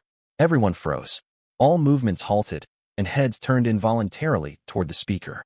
The woman speaking stood half a step beside Fong Yaki, her arms folded, leaning against the wall. She was stunningly beautiful, clad in a sleek black suit with long hair, one hand tucked into her pocket. She was tall, towering over most women in the room by nearly half a head, radiating overwhelming authority. Her name was Zhang Bing, Fong Yaki's assistant. Publicly, she was a personal assistant, but in truth, she was her bodyguard. Before the end of the world, she had traveled with Fong Yaki for 5 years, pulling her through countless crises. Much of Fong Yaki's confidence to lead this all-female group stemmed from this woman. At her words, silence crashed over the room. Suwon's hand hung suspended in midair. Her lips parted as if to speak. Zhang Bing's gaze drifted over and settled calmly on her face. Suwon's Adam's apple bobbed, and she pulled her hand back. Tang Shi also stepped back slightly, pretending to fix her hair, not daring to meet Zhang Bing's eyes. Zhang Bing, Tang Shi forced a nervous laugh. Hear me out. The person outside said they are transgender. I heard. Zhang Bing's tone remained flat. Then tell me, is a transgender person considered male or female? Tang Shi opened her mouth. Deep inside she is. I asked whether they count as male or female. Zhang Bing cut her off, her tone unchanged. Tang Shi fell silent. The room grew deathly quiet. Candle flames flickered, stretching everyone's shadows into twisted shapes along the walls. All the heated chatter about sisters, brave souls and kindred spirits was completely snuffed out by Zhang Bing's impassive face and those 3 simple questions. Fong Yaki cleared her throat and stepped forward half a pace to stand beside Zhang Bing. She looked down at the crowd, a knowing smirk tugging at her lips. She held a smirk, as if she had anticipated this exact scene. I have said it before. Any person born male, Fong Yaki spoke gently, yet every word was crisp and deliberate, is forbidden entry into our all-female shelter. It would be a defilement. That includes transgender people. Labels do not change anything. A man is still a man, full of cunning and unclean. She uttered the final word unclean softly, as if speaking of something beneath her consideration. Suwon stood within the crowd, her cheeks flushed. She was usually the first to heap compliments on Fong Yaki, yet this time she could not hold back. The transgender stranger's story had struck a chord deep inside her. It reminded her of the brave creators she followed online, of the suffering that community endured from society's rejection. Yaki Jia. She forced herself to speak, her voice reduced to half its original volume. I don't think you're right to say that. They are transgender. They are nothing like those terrible men. They have been persecuted by society and suffered enough. Isn't our all-female shelter meant to accept oppressed women? That's right, Yaki Jia. Another woman whispered in agreement. I think Suwon has a point. They are the sisters we ought to stand up for. We can't deny someone's female identity just because of their outward appearance. How is that any different from people who discriminate against transgender people? I think we could let her come in. One more sister means more strength for all of us. The remarks drifted out haltingly. Those speaking lacked conviction, yet they voiced their thoughts all the same. Several women exchanged glances, the glow of naive compassion still lingering in their eyes. Zhang Bing said nothing. She unfolded her crossed arms and let them hang loosely at her sides. She took one step forward. Only a single step. Her sole struck the floor with a sharp, clear sound. The room instantly fell silent, as if someone had pressed pause. Suwon shrank back half a step. Those who had just voiced agreement also ducked their heads, no one daring to speak further. Zhang Bing positioned herself between the doorway and the crowd, blocking the entire passage alone. No matter what waits outside that door, she said evenly, without emotion. Anyone who tries to open it will have to get past me first. No one moved. The air remained frozen for roughly a dozen seconds. The shadow outside stayed quiet too, as if weighing its options through the wooden door. Then muffled muttering drifted through the crack beneath the frame, disjointed syllables tangled together, unintelligible. Still, the tone carried an unmistakable sense of loss and resentment. The voice faded, growing more distant. It sounded as though the shadow wandered slowly toward the far end of the corridor, talking to itself. Its footsteps dragged, heavy and lumbering, one slow thud after another, until they vanished completely after a long while. Gulan leaned back against the door, resting her full weight on the panel. She let out a long breath only once the footsteps could no longer be heard. One way or another, this crisis had passed. But if they escaped this time, what about the next? There was no telling. How much longer would this so-called all-female group manage to survive in the end times? Elsewhere, inside the shelter, Lu Yuan stuffed his last piece of gear into his backpack. He zipped it shut, stood, and tested its weight. It was not overly heavy, yet he had packed everything essential. He packed a water canteen, hardtack, bandages, rope, a steel pipe, and a fire axe. He rolled his shoulders, checking that none of his equipment hung loose, then turned toward the bedroom doorway. Qiu Yuan walked out. She had changed into new clothes. The zipper of her black tracksuit jacket was pulled up to her chest, her hair tied into a neat ponytail. She wore sweatpants and running shoes, looking a little more alert than before. Still, her complexion was poor. There was barely any color in her lips, and she took slower steps than usual. Her beautiful legs seemed weak and unsteady. Lu Yuan glanced her over and frowned. Are you sure you can manage? Do you want to rest another day? Since Qiu Yuan had come to him, he had pushed her far too hard. Time and time again. Lu Yuan had a system that boosted his stamina and sped up his recovery, but Qiu Yuan was an ordinary human woman, soft and delicate. It was inevitable that this would take its toll on her. Qiu Yuan lifted her head and forced a smile. I'm fine. I'll do anything as long as there is food to eat. That was the truth. In the end times, people would work for a single mouthful. It was the most basic rule of survival. This was where Qiu Yuan's intelligence showed. She was not pretentious or haughty. She understood what she needed to do. She also understood what she needed to give in return. Lu Yuan nodded. Let's go. Qiu Yuan breathed a quiet The two pushed open the door and walked along the corridor toward the fire escape. Lu Yuan led the way, with Qiu Yuan half a step behind him. Footsteps, one light and one heavy, echoed far through the silent stairwell. As they rounded the corner leading to the fire escape, they ran straight into a group of women. 7 or 8 women emerged from the opposite end of the corridor, walking sluggishly and scattered. Some carried plastic bags, others nothing at all. One clutched a clothes pole torn from somewhere, guarding it like a treasure. They bickered quietly among themselves about who should take which item. It was the group from room 201. Evidently, they had finally finished dawdling, reluctantly sorted out tasks, and dragged themselves outside. The two parties came face to face. Silence crashed over the corridor, the air stiffening for half a second. Fang Yaqi walked at the front. Her steps visibly halted the moment she spotted Lu Yuan and Qiu Yuan. The women behind her stopped too, every pair of eyes fixed on the two of them. Suwon was the first to speak. She leaned out from the crowd, looking Qiu Yuan up and down. Her mouth curled upward as she looked. Well, if it isn't Sister Qiu Yuan. I thought monsters had snatched you away. Turns out you threw yourself straight into a man's arms. She drew out the word sister mockingly, tilting her tone sharply at the end. Several women behind her laughed, their faces openly displaying the smug look of I knew this would happen. Tang Shi folded her arms and cut in, her gaze sweeping over Qiu Yuan's pale face. You look so washed out. Did he wear you out completely? My, a high society socialite from Shanghai with hundreds of millions to her name, reduced to this state by a mere security guard, TSK Tisk. What did I tell you? Suwon spread her hands. I said it when she left. Women in their 30s crave affection desperately. Once the end times hit, and they're loose among men, they cling right on. Just as I expected. I once thought you carried yourself with such dignity, another woman said sourly.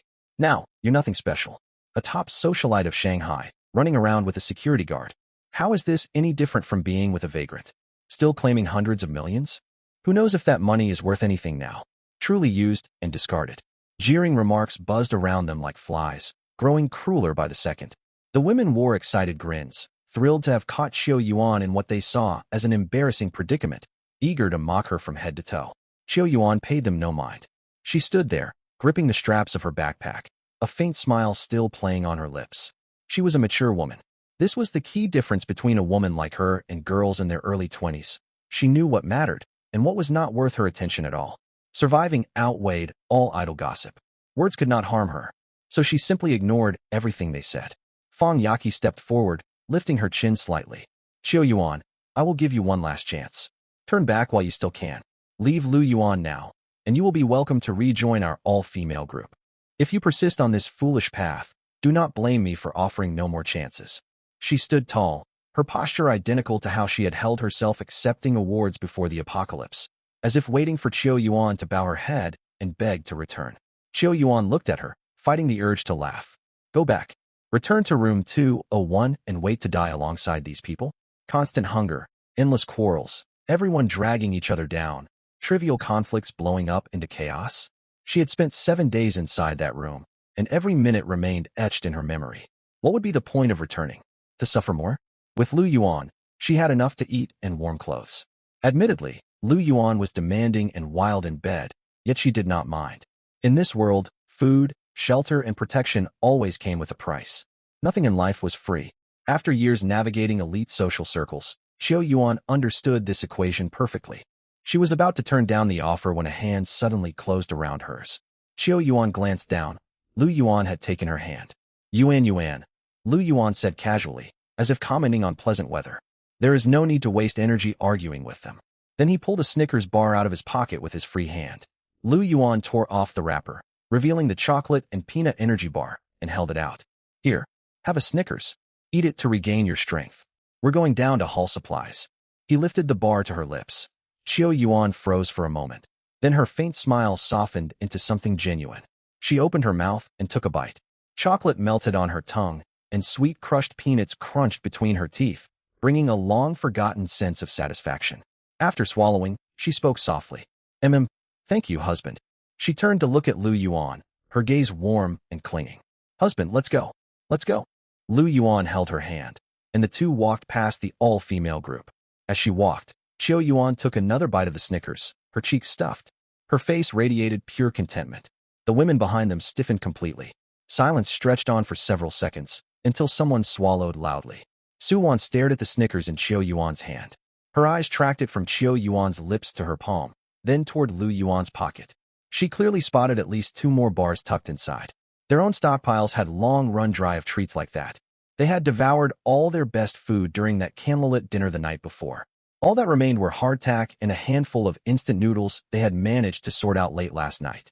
A Snickers? Impossible. They had not seen a single proper snack in days. Their mouths felt so dry and tasteless they craved anything edible. Watching Xiao Yuan lean against Lu Yuan, hand in hand, being fed chocolate and peanuts, jealousy surged up, stinging far worse than the mockery they had hurled at her moments earlier. Fang Yaqi's face turned pitch black. She stared at their retreating backs, pressing her lips into a thin line. After several seconds, she forced the words out between her teeth. Bitch. Sold herself to a man for petty favors. A man-pleasing whore. She took a deep breath to suppress the bitter envy rising inside her, then raised her voice to address the women behind her. Pay no mind to this shameless pair. Search for supplies. It's only a Snickers. We will find piles of them easily. Move. Her words worked. The women who had been swallowing hard perked up instantly at the mention of countless Snickers bars, urging one another toward the fire escape. Let's go. Find the Snickers. We'll find far better snacks than those 2 bars he has. There are dozens of apartments downstairs. Any one of them will have chocolate. Mark my words. The crowd chattered as they flooded into the stairwell, footsteps clattering downward. Fang Yaqi marched at the front, walking quickly, as if hurrying faster would recover the dignity she had just lost. 18th floor.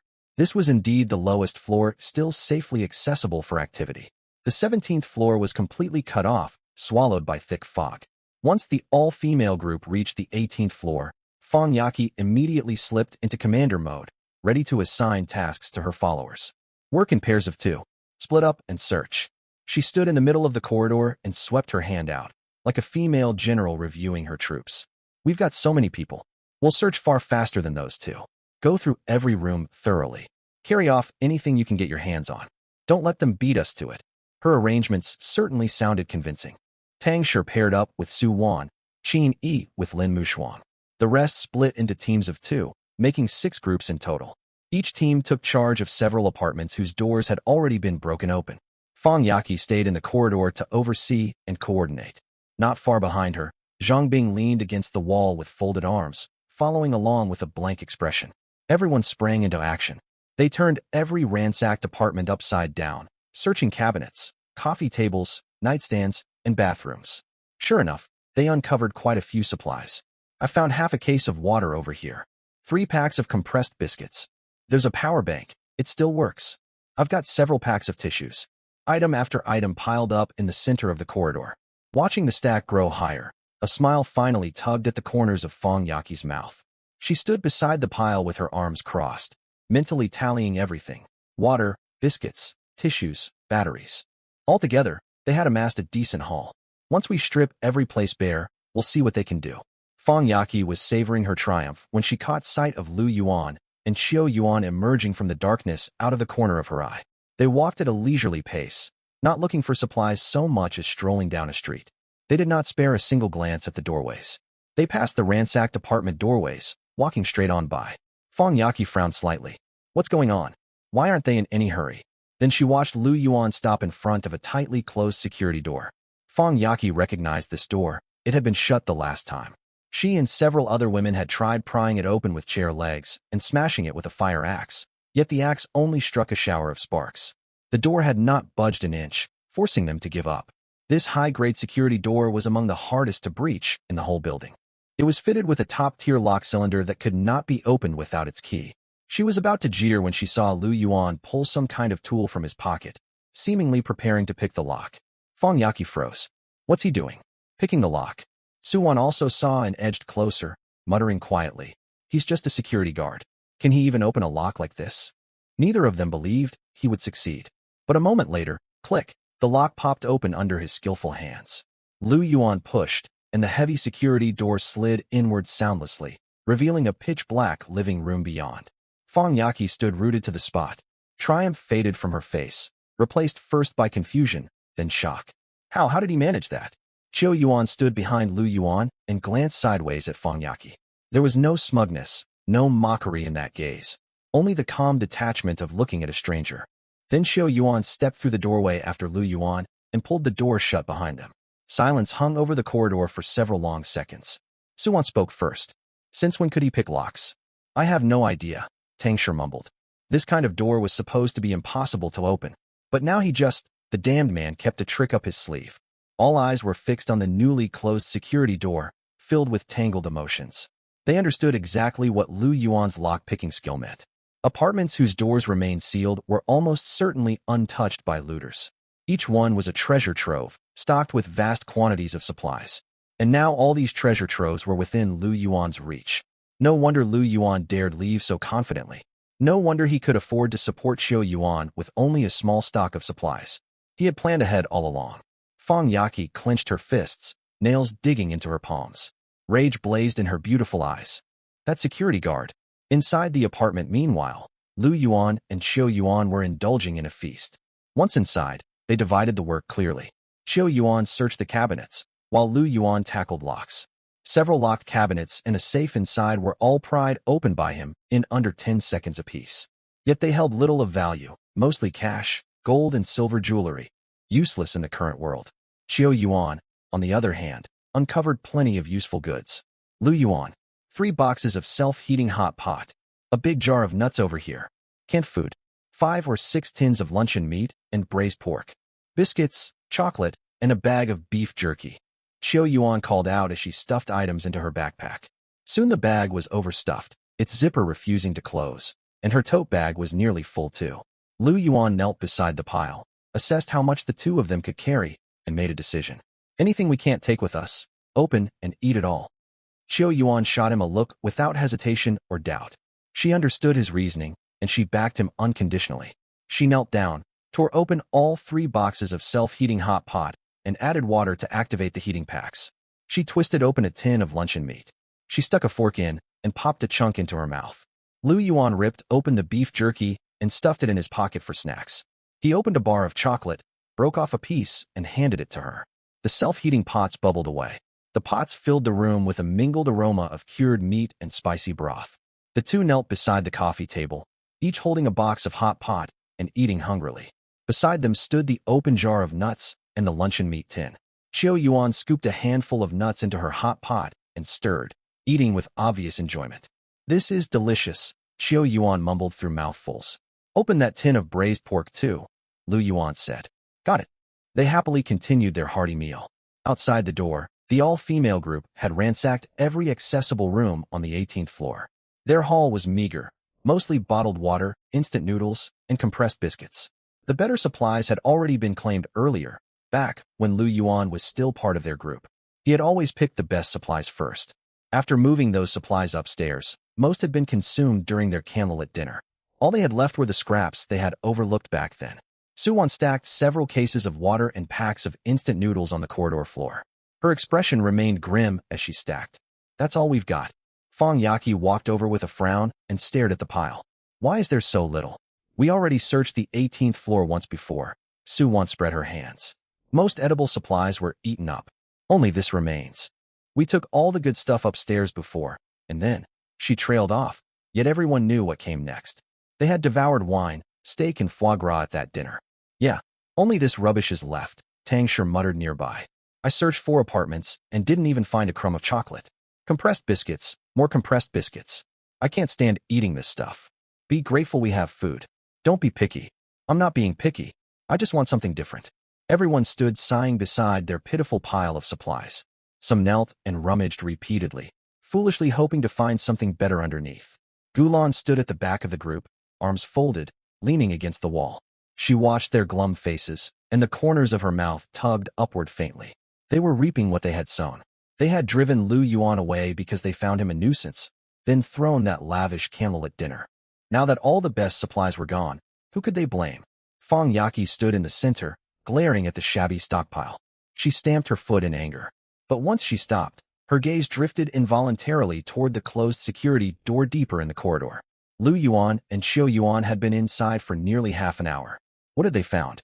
Her imagination raced as she pictured the apartment. She imagined a spacious living room, intact kitchen cabinets, and shelves piled high with dried provisions. It must be full of excellent supplies, far better than these worthless instant noodles they had scavenged. No, a thought hardened in Fong Yaki's mind. They could not return empty-handed. There were supplies behind that door. If Lu Yuan could pick locks, he would open one for them too. "Girls," Fong Yaki raised her voice and turned to face everyone. "We can't settle for this little. There are still dozens of locked doors on this floor. Lu Yuan knows how to pick locks, doesn't he? Make him open them for us." Her words struck the group like lightning. Those who had just been moaning lifted their heads instantly, their eyes lighting up. "That's right. He can pick locks. Tell him to open them. We all live in this building. We're residents, and he's the security guard. Isn't it only right he helps us?" "Exactly. He was employed to serve us. Now he strikes out on his own and refuses to help? That's ridiculous. Let's go wait for Lu Yuan to come out." The women instantly perked up and surged toward the security door in a noisy crowd. Gulan watched them and shook her head gently. She knew they were heading for humiliation. Lu Yuan rarely spoke much, but he acted with clear purpose. He was not the sort of man you could pressure simply by blocking his path and claiming it was his job as a security guard. With this lock-picking skill, he had more access to supplies than anyone else in the building. Why would he share his advantage? Why would he share with the very people who chased him away? Gulan settled in to watch what would unfold. Time ticked by. The women crowded in front of the door, chattering about how to approach Lu Yuan. Some said they ought to speak politely. They noted they needed a favor. Others argued there was no need for politeness, as he was paid to work for them. Their quarrel was at its loudest when there was a sharp click from the lock. The door opened. Lu Yuan and Xiao Yuan stepped out. Lu Yuan carried a bulging military backpack, its side pockets stuffed full. He also held a tote bag crammed tight, cardboard packaging poking out from the opening. Xiao Yuan walked beside him, her backpack similarly overloaded. She held 2 unopened boxes of self-heating hot pot in her arms. Her face remained relaxed and content after their hearty meal. Most notably, as soon as the door swung open, a rich aroma drifted out. Spicy broth, cured meat claypot rice, mixed with the scent of luncheon meat and nuts, spread through the corridor, stirring hunger in everyone. The all-female group, had barely eaten all day. Searching and hauling supplies had drained their energy, leaving them ravenous. The smell crashed over them, triggering a wave of hunger. Several swallowed hard in unison. Suwon stared fixedly at the two hot pot boxes, mesmerized. Fong Yaki caught the scent too. Her Adam's apple bobbed, though she gave no outward sign. Her expression only turned colder, and she tilted her chin higher. Lu Yuan swept his gaze over the crowd blocking the doorway and spoke bluntly. What do you want? Move aside. Fong Yaki stepped forward directly into his path. She tilted her head up, staring at him as though demanding his full attention, leaving no room for negotiation in her tone. Lu Yuan, open the door to the neighboring apartment for us. Lu Yuan looked at her. He paused for a second, then he laughed. It was no polite smile. He was genuinely amused, his eyes asking whether she was joking. Why should I help you? Is that part of my job? Lu Yuan asked, his voice calm. No sooner had he finished speaking than someone in the crowd cut in. You are the building's security guard. We pay huge property management fees every year. You are obligated to help us. Precisely. Suwon stepped up beside Fong Yaki, hands planted on her hips. She spoke with unshakable self-righteousness. We pay your wages. What's the trouble with opening a door? Isn't that what you're supposed to do? Exactly. Think about it. You drew a salary every month when you worked here. Our fees support you. Now you drag your feet. It's only a few doors. Opening them won't hurt you. You already know how. It would take no effort. Why are you so stingy? We're all neighbors in the same building. How can you be so selfish? Voices overlapped, one demand following another in the hall. The women regained their confidence, chests puffed out and chins raised, convinced they held the moral high ground. Words from the old world, property fees, security guard, service, obligation, rolled off their tongues with absurd self-assurance. They stood in the corridor on the 7th day. They stood on the 18th floor shrouded in black mist, with only a few bottles of water and packs of compressed biscuits at their feet. Yet they still dared to claim, we pay for you. It was as if the old labels still clung to everyone. It was as if Lu Yuan remained the uniformed security guard bowing and scraping at the complex gate. Lu Yuan watched them, and his smile widened. He glanced sideways at Xiao Yuan. She met his gaze, a smile playing on her lips as well. He turned back. His voice was quiet, yet every word rang clear, like pebbles dropping into water. First, I never see a cent of the property fees. That money goes straight to the property management company, not me. Second, I don't work there anymore. As far as I'm concerned, you are all strangers now. What obligation do I have to help strangers? Lu Yuan said calmly. Silence descended over the corridor. The women who had been shouting confidently were struck speechless, mouths open yet unable to reply. Lu Yuan was right. In the current reality, they were merely strangers, even potential enemies. To carry on talking about property fees was ridiculous. But the silence only lasted a few seconds. A shrill female voice cut through the crowd again. Even as strangers, you owe us help. You're a man. It's only natural you help women. Right. Another woman echoed immediately. You are meant to help us. It's your duty. Lu Yuan stared at the woman speaking, paused 2 seconds, then burst out laughing. It was genuine laughter, his shoulders shaking, as if he had heard the funniest joke of the year. He stifled his laughter and looked straight at her. When Miss Fong sent me away, she made one thing crystal clear. Women only need to support each other. Male help is completely unnecessary. Aren't you contradicting her by saying this now? The remark landed like a precise scalpel, cutting straight to everyone's sore spot. The women who had just been chiming in fell silent at once, their faces alternating between red and pale. They remembered every word Fong Yaki had spoken in the safe room. Words like, men are the greatest danger in the apocalypse. Women can survive by sticking together. We don't need men. She had declared them loudly. Now they came begging a man for assistance. Their double standards were staggering. Fong Yaki stood within the group, her face twisted as though she had swallowed a live fly. Rage seethed inside her, yet she could not utter a single retort. Every one of those words had come from her own mouth. Seeing them all fall quiet, Lu Yuan had no patience left for further talk. He glanced at Xiao Yuan. Let's go. The two turned toward the stairwell. You can't leave. Suwon darted out from the crowd and spread her arms to block his path. She tilted her chin up, her jaw tight. You aren't going anywhere until you open one door for us. Her spoiled temper had flared up. She intended to force the issue. The instant the words left her mouth, Lu Yuan raised his hand. Smack! A sharp slap landed squarely across Suwon's fair cheek. The crisp sound echoed down the corridor for several seconds. Suwon stumbled 2 steps sideways and crashed against the wall. She clutched her stinging red cheek, frozen in shock. Her eyes widened as she stared at Lu Yuan, utterly dumbfounded. No one had ever struck Su Wan in her life. Born into wealth, she had been sheltered and pampered at home. Every man she met outside bowed and smiled to please her. No one had even spoken harshly to her, let alone laid a hand on her. And now, a security guard. A lowly guard she would not normally spare a glance for. He had slapped her. Su Wan stood rigid, hand pressed to her cheek, unable to speak. Tears welled in her eyes, yet she was too stunned to cry. An eerie stillness fell over the scene. Every member of the all-female group was stunned, including Fong Yaki. All stared at Lu Yuan open-mouthed, as if witnessing something that overturned everything they believed. They still thought of Lu Yuan as merely a security guard, even now. Lu Yuan had left, yet they believed they could order him around whenever they pleased. That slap, however, shattered all their delusions to smithereens. At that moment, Zhang Bing moved. She stepped forward swiftly, stretching out her right hand to seize Lu Yuan's wrist, her movement crisp and decisive. But Lu Yuan reacted far faster. Before her fingers could touch him, his hand snapped back to grab hers. He was quicker and stronger. His fingers closed firmly around her wrist, twisting it downward. Zhang Bing stumbled half a step forward. As she lifted her other hand to fight back, Lu Yuan shifted her arm and pinned her shoulder from the side. The sequence looked as though he had practiced it 100 times. The whole exchange took less than 2 seconds. Zhang Bing froze. She tugged once, unable to break free. She pulled again, yet his grip was as unyielding as an iron vice. She looked up at Lu Yuan. For the first time, a crack appeared on his face. Shock, mixed with fear. This man possessed terrifying strength, far more than she had anticipated. She had practiced Sanda for 7 or 8 years. She knew full well the natural strength gap between men and women, but Lu Yuan's power transcended that ordinary divide, belonging to an entirely different league. Lu Yuan held onto her wrist and did not let go. He swept his gaze calmly over everyone present, his voice quiet and flat. "May I leave now?" No one answered. Fong Yaki stood in the middle of the crowd, watching Zhang Bing restrained single-handedly by Lu Yuan. The last shred of confidence inside her deflated like a leaking balloon. Zhang Bing had been her final support, the very foundation that let her hold her ground among the group.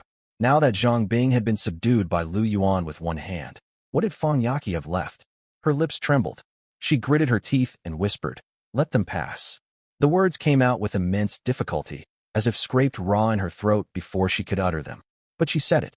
The crowd parted like a receding tide, clearing a path. No one dared to block him. All their previous arrogance and self-righteousness had been wiped away by that slap and that quick hold. A truth finally dawned on them. Lu Yuan was no longer that security guard who would reason with them. Only then did Lu Yuan release Zhang Bing. He turned and walked toward the stairwell with Chiu Yuan. After several steps, Lu Yuan halted and glanced back at Fong Yaki, a teasing smile playing on his lips.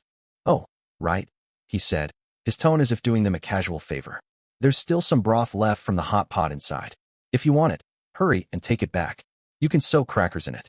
Just so you know, it has my saliva in it. I hope you won't mind." With that, he walked away without another backward glance. Chiu Yuan followed close behind. The two rounded the corner into the stairwell, their footsteps fading gradually.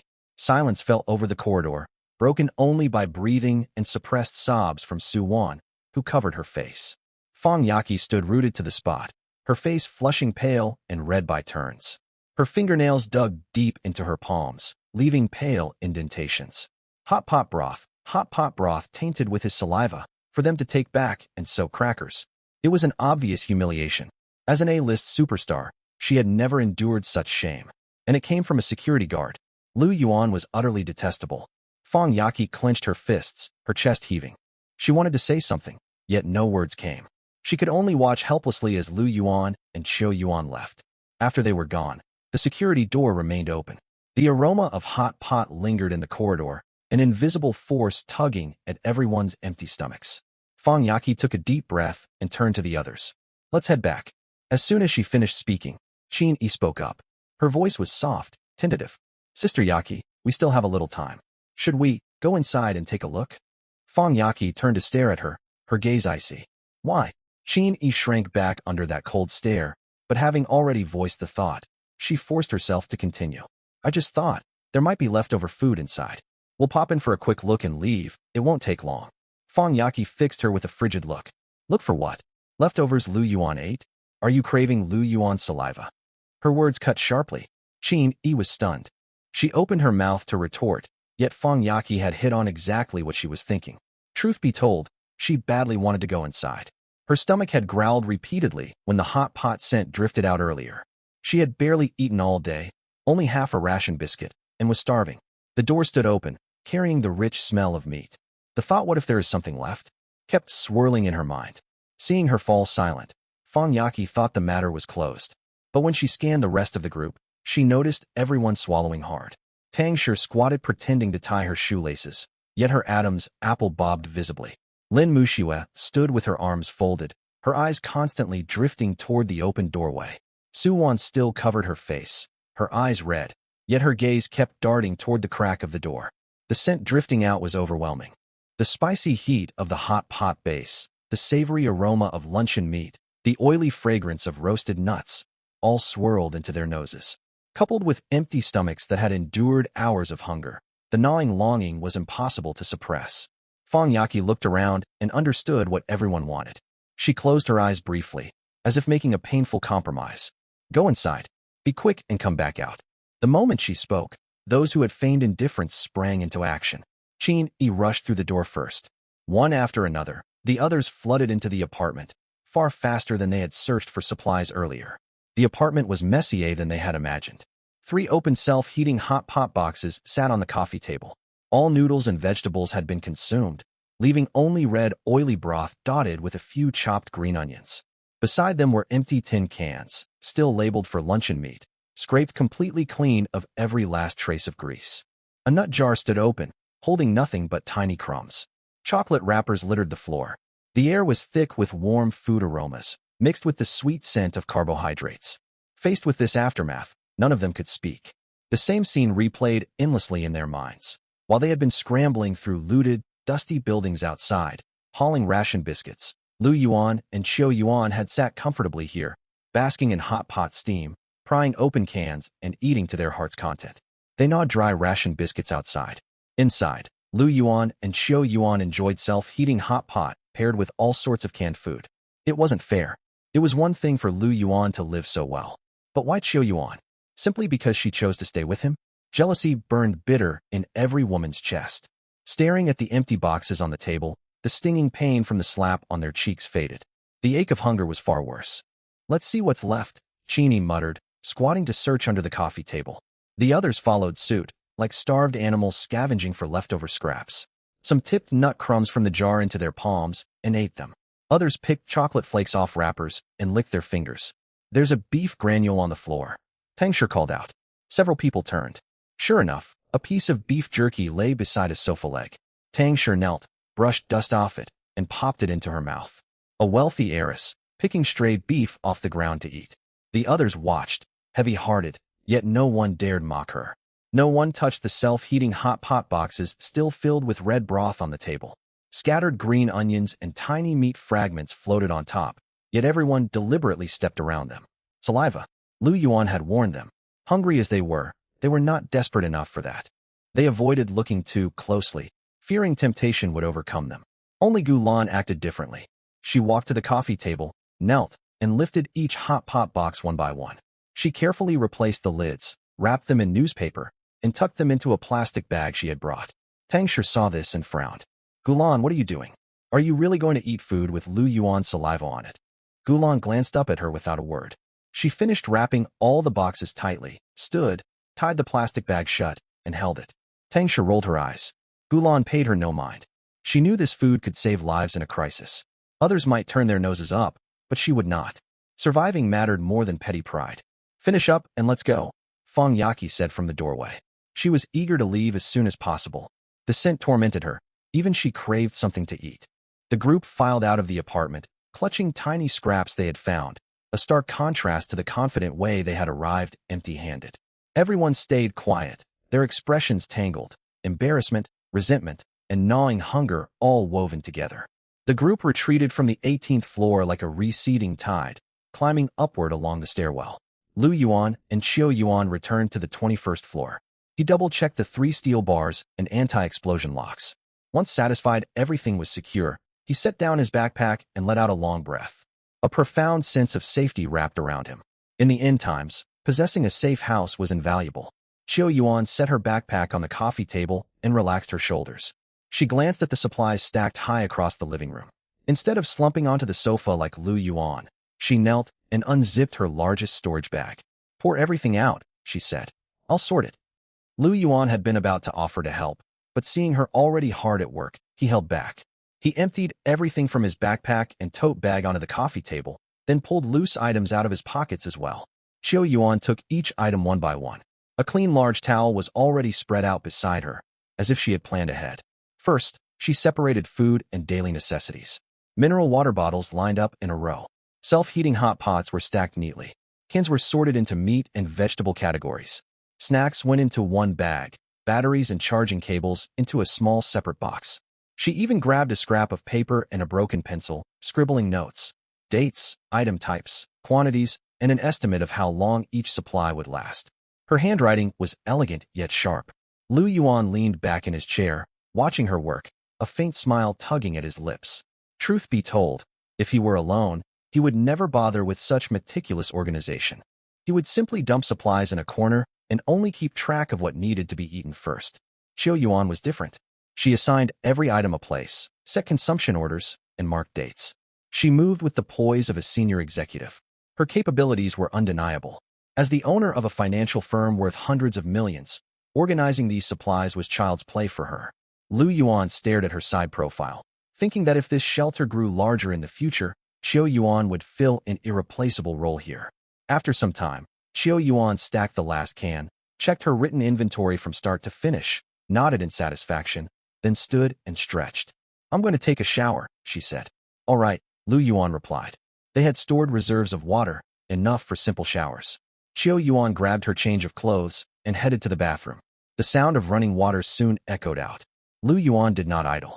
He walked into the home gym, put on headphones, and began his daily training. Dumbbells, bench presses, pull-ups. He completed his usual full routine.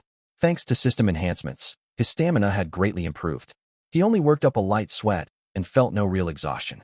Around an hour later, Lu Yuan walked out of the gym and wiped sweat from his neck with a towel.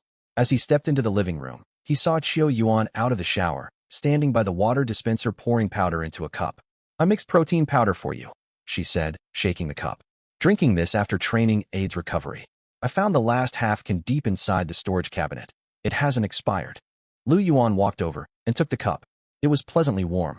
She really was thoughtful. Lu Yuan smiled, then gently pulled her into his embrace, his gaze falling on her full figure. I'm craving something else. Xiao Yuan blushed and shot him a flirtatious glance. I don't have what you want, otherwise I'd let you have your fill. Lu Yuan laughed, drained the protein shake in one gulp, set the cup on the coffee table, then headed to take his own shower. Hot water washed away all traces of sweat. He turned off the tap, dried himself, and stepped out wearing shorts and a t-shirt. The moment he pushed open the bedroom door, Lu Yuan froze at the sight before him. Xiao Yuan had changed into a lace nightgown at some point. The fabric was so sheer it was almost transparent. She wore nothing underneath. Her figure was stunning by any standard. Clad in such thin nightwear with no undergarments, her graceful curves and fair skin created an overwhelming visual impact. Most of all, Xiao Yuan knelt halfway on the floor, resembling a docile kitten waiting for her master's affection. Lu Yuan stepped closer, and Xiao Yuan lifted her head. A hazy glow settled over her exquisite, beautiful face. Where did you get this dress? Lu Yuan asked after studying her carefully. I found it in that room earlier. I thought it might come in handy, so I brought it back. Xiao Yuan's eyes glistened. Do you like it? Lu Yuan's gaze burned with desire, a smile curling his lips. Mature women certainly knew how to captivate a man. He tilted her chin upward, his grin widening. I like it very much. The next second, Lu Yuan leaned down and kissed her. Their lips met. Before long, they became tangled in a passionate embrace. Meanwhile, at the far end of the corridor on the 21st floor, the atmosphere inside room 201 could not have been more different. The group trudged back inside. Everyone collapsed onto sofas, carpets, and corners. No one spoke. A suffocating low pressure hung in the air. Suwon plopped onto the floor, leaning against a sofa leg. She clutched the half bottle of mineral water she had picked up on the 18th floor, staring at it without twisting open the cap. Tang Shi, still stinging from the slap, curled up in the corner with her knees drawn to her chest, red-eyed and lost in thought. Qin Yi leaned her head back against the sofa and stared at the ceiling, drained of all energy. The others were in much the same state. Some stared blankly at the ground. Others clutched ration biscuits they had found, but could not bring themselves to unwrap. The supplies they had hauled lay scattered by the door, less than 1/5 of what they had enjoyed at their candlelit dinner the night before. Reality had shattered all fantasies. No one voiced it, yet the same thought weighed on every mind. Would they truly survive? The question hung in their heads like a thin shard of ice. It was the 7th day since the end times descended. No planes, no rescue teams, no broadcasts, no mobile signal. Trapped inside this building, they bickered over single packs of ration biscuits. Qiu Yuan had left them. Since siding with Lu Yuan, she ate well and stayed warm, able to enjoy as many self-heating hot pots as she wished. Meanwhile, they sat on cold floors gnawing dry ration biscuits. The carefree sisterhood atmosphere faded from every face, revealing the truth beneath. Panic, confusion, helplessness. It finally sank in. Rescue might never arrive. They might never be saved. They needed to focus on one thing, staying alive. Fang Yaqi sat on the sofa, clearly sensing this shift. She scanned every face in the room, her heart sinking. She stood, clapped her hands, and raised her voice. Don't lose hope, everyone. All eyes turned toward her. We failed this time, but one setback means nothing. Fang Yaqi spread her arms wide. She posed as if standing center stage waiting for applause. As long as we sisters stand united, we can overcome any hardship. Lu Yuan is just one man, and he managed to survive. How could the 17 of us sisters possibly fail? She took a step forward and went on. Every single one of us girls is our own leading lady. As long as we hold fast to that belief, we will definitely stay alive inside this building. Her words rang out powerfully, brimming with emotion. Suwon's eyes lit up and she sniffled. Tangshi lifted her head from the corner. Several women exchanged glances. The panic that had just begun to creep over them eased slightly after hearing her speech. Seeing it was working, Fang Yaqi's lips tugged upward into a faint smile, and she added another line. Stay calm, everyone. Everything is still under control. We were simply unprepared today. Tomorrow we will turn things around. Yet she did not say a single word about exactly how they would turn things around, what plans they had for the next day, or who would carry out any tasks. Even so, those words were enough for some of the women. Many of the young women craved this empty, emotional reassurance, clinging to fantasies of a brighter future. No one knew how to put any of it into practice. Only a handful watched on with flickering eyes, refusing to get swept up in the excitement. Gulan sat in the corner, gnawing on compressed biscuits. She watched the group reinvigorated by Fang Yaqi's words, her thoughts hidden away. Zhang Bing stood leaning against the wall, sweeping her gaze over everyone with a blank expression, saying nothing. The night passed like this. The next morning, the sky remained perpetually dark. One by one, the women inside the room woke up. None of them had slept well. Most had tossed and turned through the night in a half-slumber, their stomachs growling relentlessly. Zhang Bing stood beside the pile of supplies, handing out breakfast portions. One block of compressed biscuits for each person. A small half-cup of water apiece. We're eating this again. Suwon took the rock-hard biscuit and stared at it, unable to hide her disgust. Why is it always this stuff? It has no flavor at all. Chewing it feels like gnawing on wall plaster. I agree. Tangshi frowned. Where are the instant noodles? Weren't there still some left? Let's boil them. I want something warm to eat too. I've had these compressed biscuits so many times my throat is rebelling. Complaints erupted one after another, like a crowd of hungry children throwing tantrums. Zhang Bing broke off a piece of biscuit for herself, popped it into her mouth, chewed and swallowed it. Her tone was as flat as if she were delivering a work report. We're saving the instant noodles for when we head out at noon. Moving outside burns plenty of energy, and we need extra calories then. While we stay indoors, compressed biscuits will suffice. She did not speak much, but her tone left little room for argument. Zhang Bing rarely smiled on ordinary days. Though the women resented her words, none dared talk back to her face. Suwon pouted and took a sulky bite of the biscuit. There was a sharp crunch. After a couple of chews, her frown deepened. It tasted awful, dry and bland, scraping her throat as she swallowed. Before the apocalypse, she would never have touched such food. Even her weight loss meals tasted better.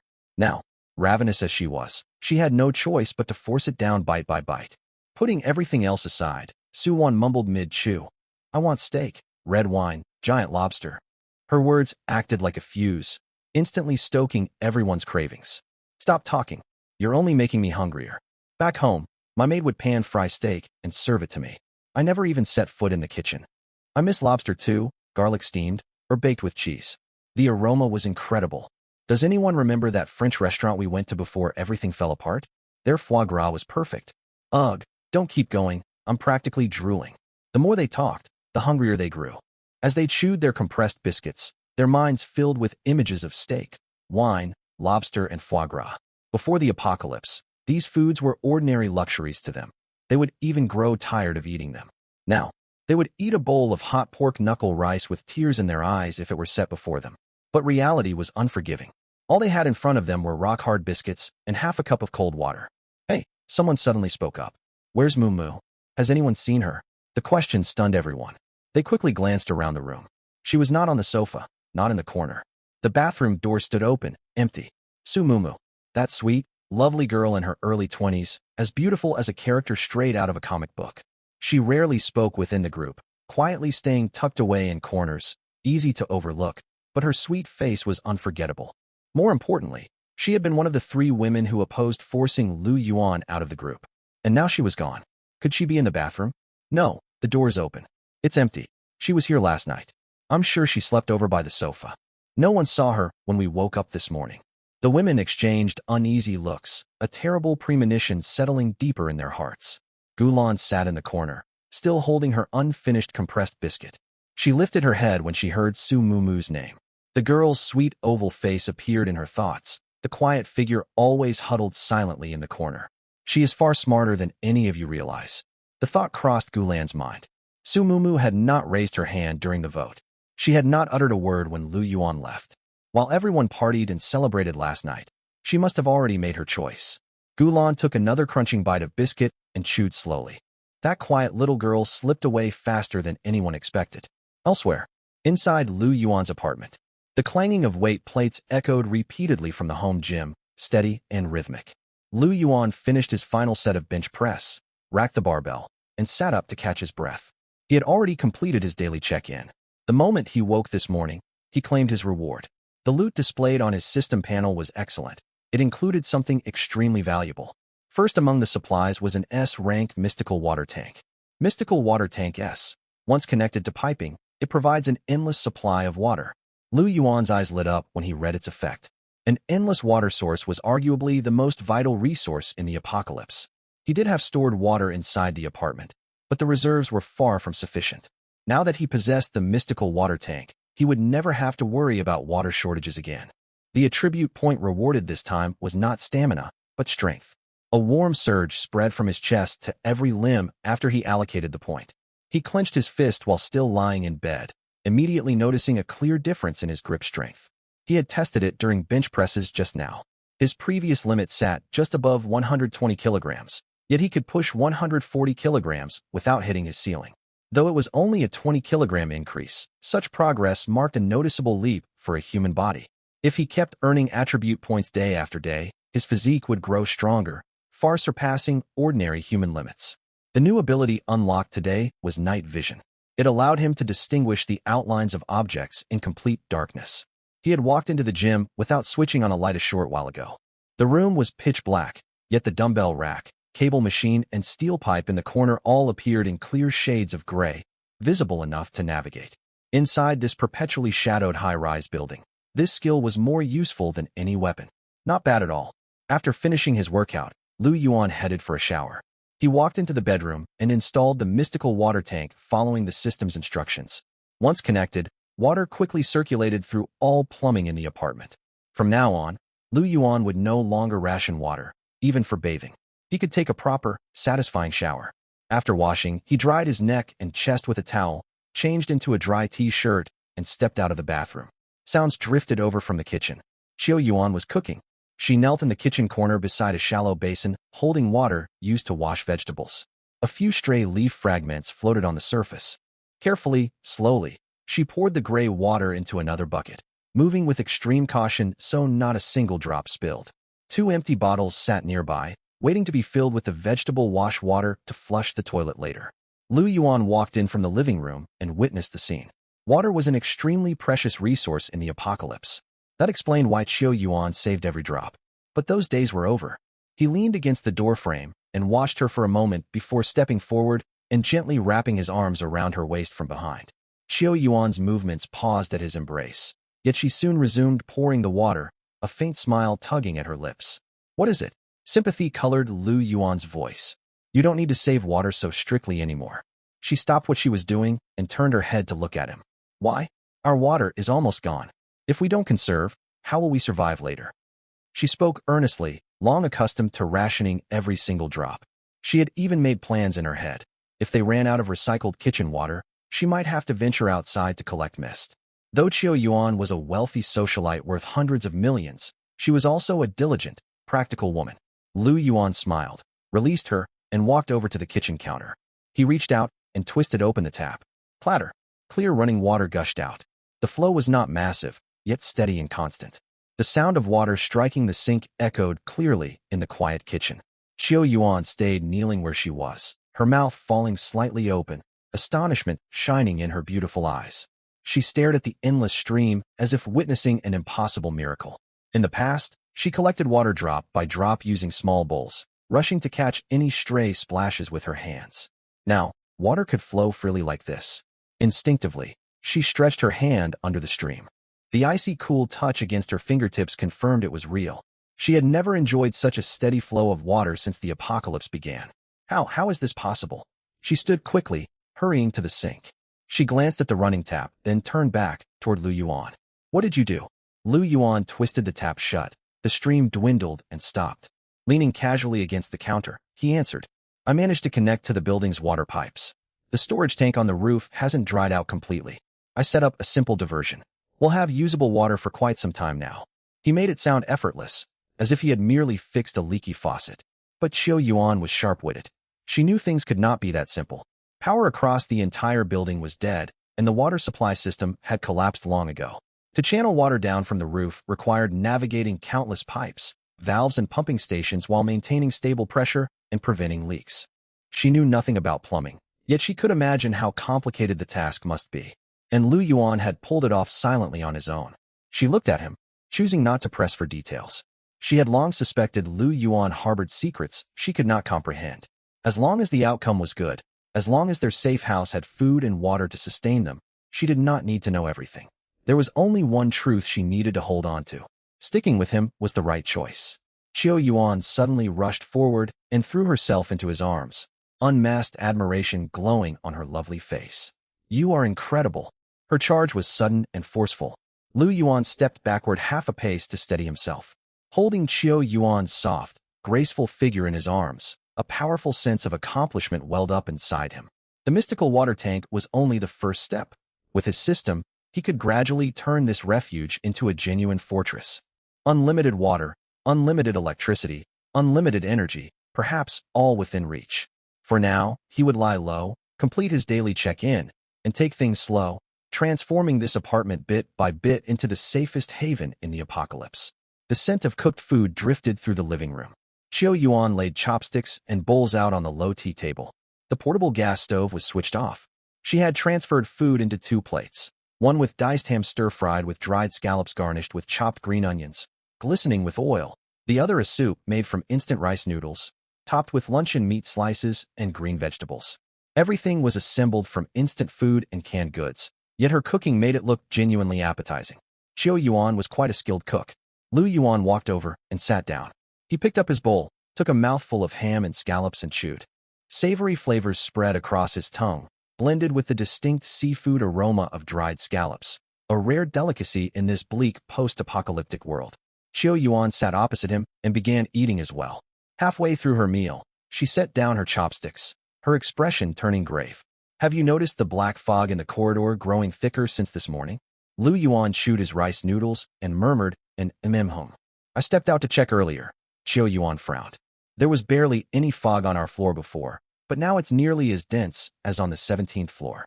I fear something terrible is going to happen. Lu Yuan furrowed his brow, swallowed his food, set down his chopsticks, and stood up. I'm going to take a look.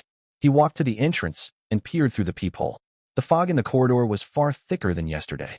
Gray-black mist hung suspended in the air, blurring the outline of the opposite wall, matching the density seen on the 17th floor.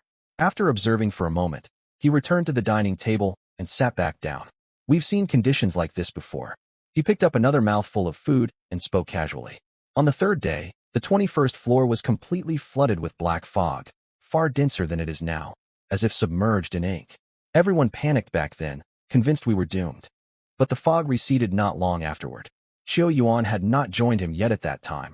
She had been hiding alone, unaware of the shift. It retreated? Yes. Lu Yuan nodded. My guess is this sudden surge of fog differs from the slow, creeping kind. The abrupt surges sometimes pull back, rolling in and out like tides. We do not know the exact cause, but we need not panic over it. What we should truly watch out for is the fog that creeps upward slowly. It builds thicker and never fades away. Xiao Yuan exhaled in partial relief, though her brows remained knit tight. It's already reached the 18th floor. It will climb to the 21st before long. When that happens, her voice trailed off. She rested her chopsticks on the rim of her bowl, gaze dropping as she pondered the uncertain future. Where would they go once the fog covered this floor? The rooftop? The terrace? Then what? Lu Yuan watched her worried expression. He finished the rice noodles in his bowl, set down his utensils, and spoke in a calmer tone. We'll cross that bridge when we come to it. There's always a way forward. No use overthinking it. Xiao Yuan lifted her eyes and met his unhurried, steady gaze. Some of her inner unease subsided. She thought it over and realized he was right. Worrying achieved nothing for the time being. They would deal with the fog if it arrived. Anxiousness would not change anything. Besides, as long as Lu Yuan was here, everything would work out. She picked her bowl back up and took another mouthful. She had barely finished eating and not yet cleared the table when rapid knocking suddenly echoed at the door. Thud, thud, thud. Thud, thud, thud.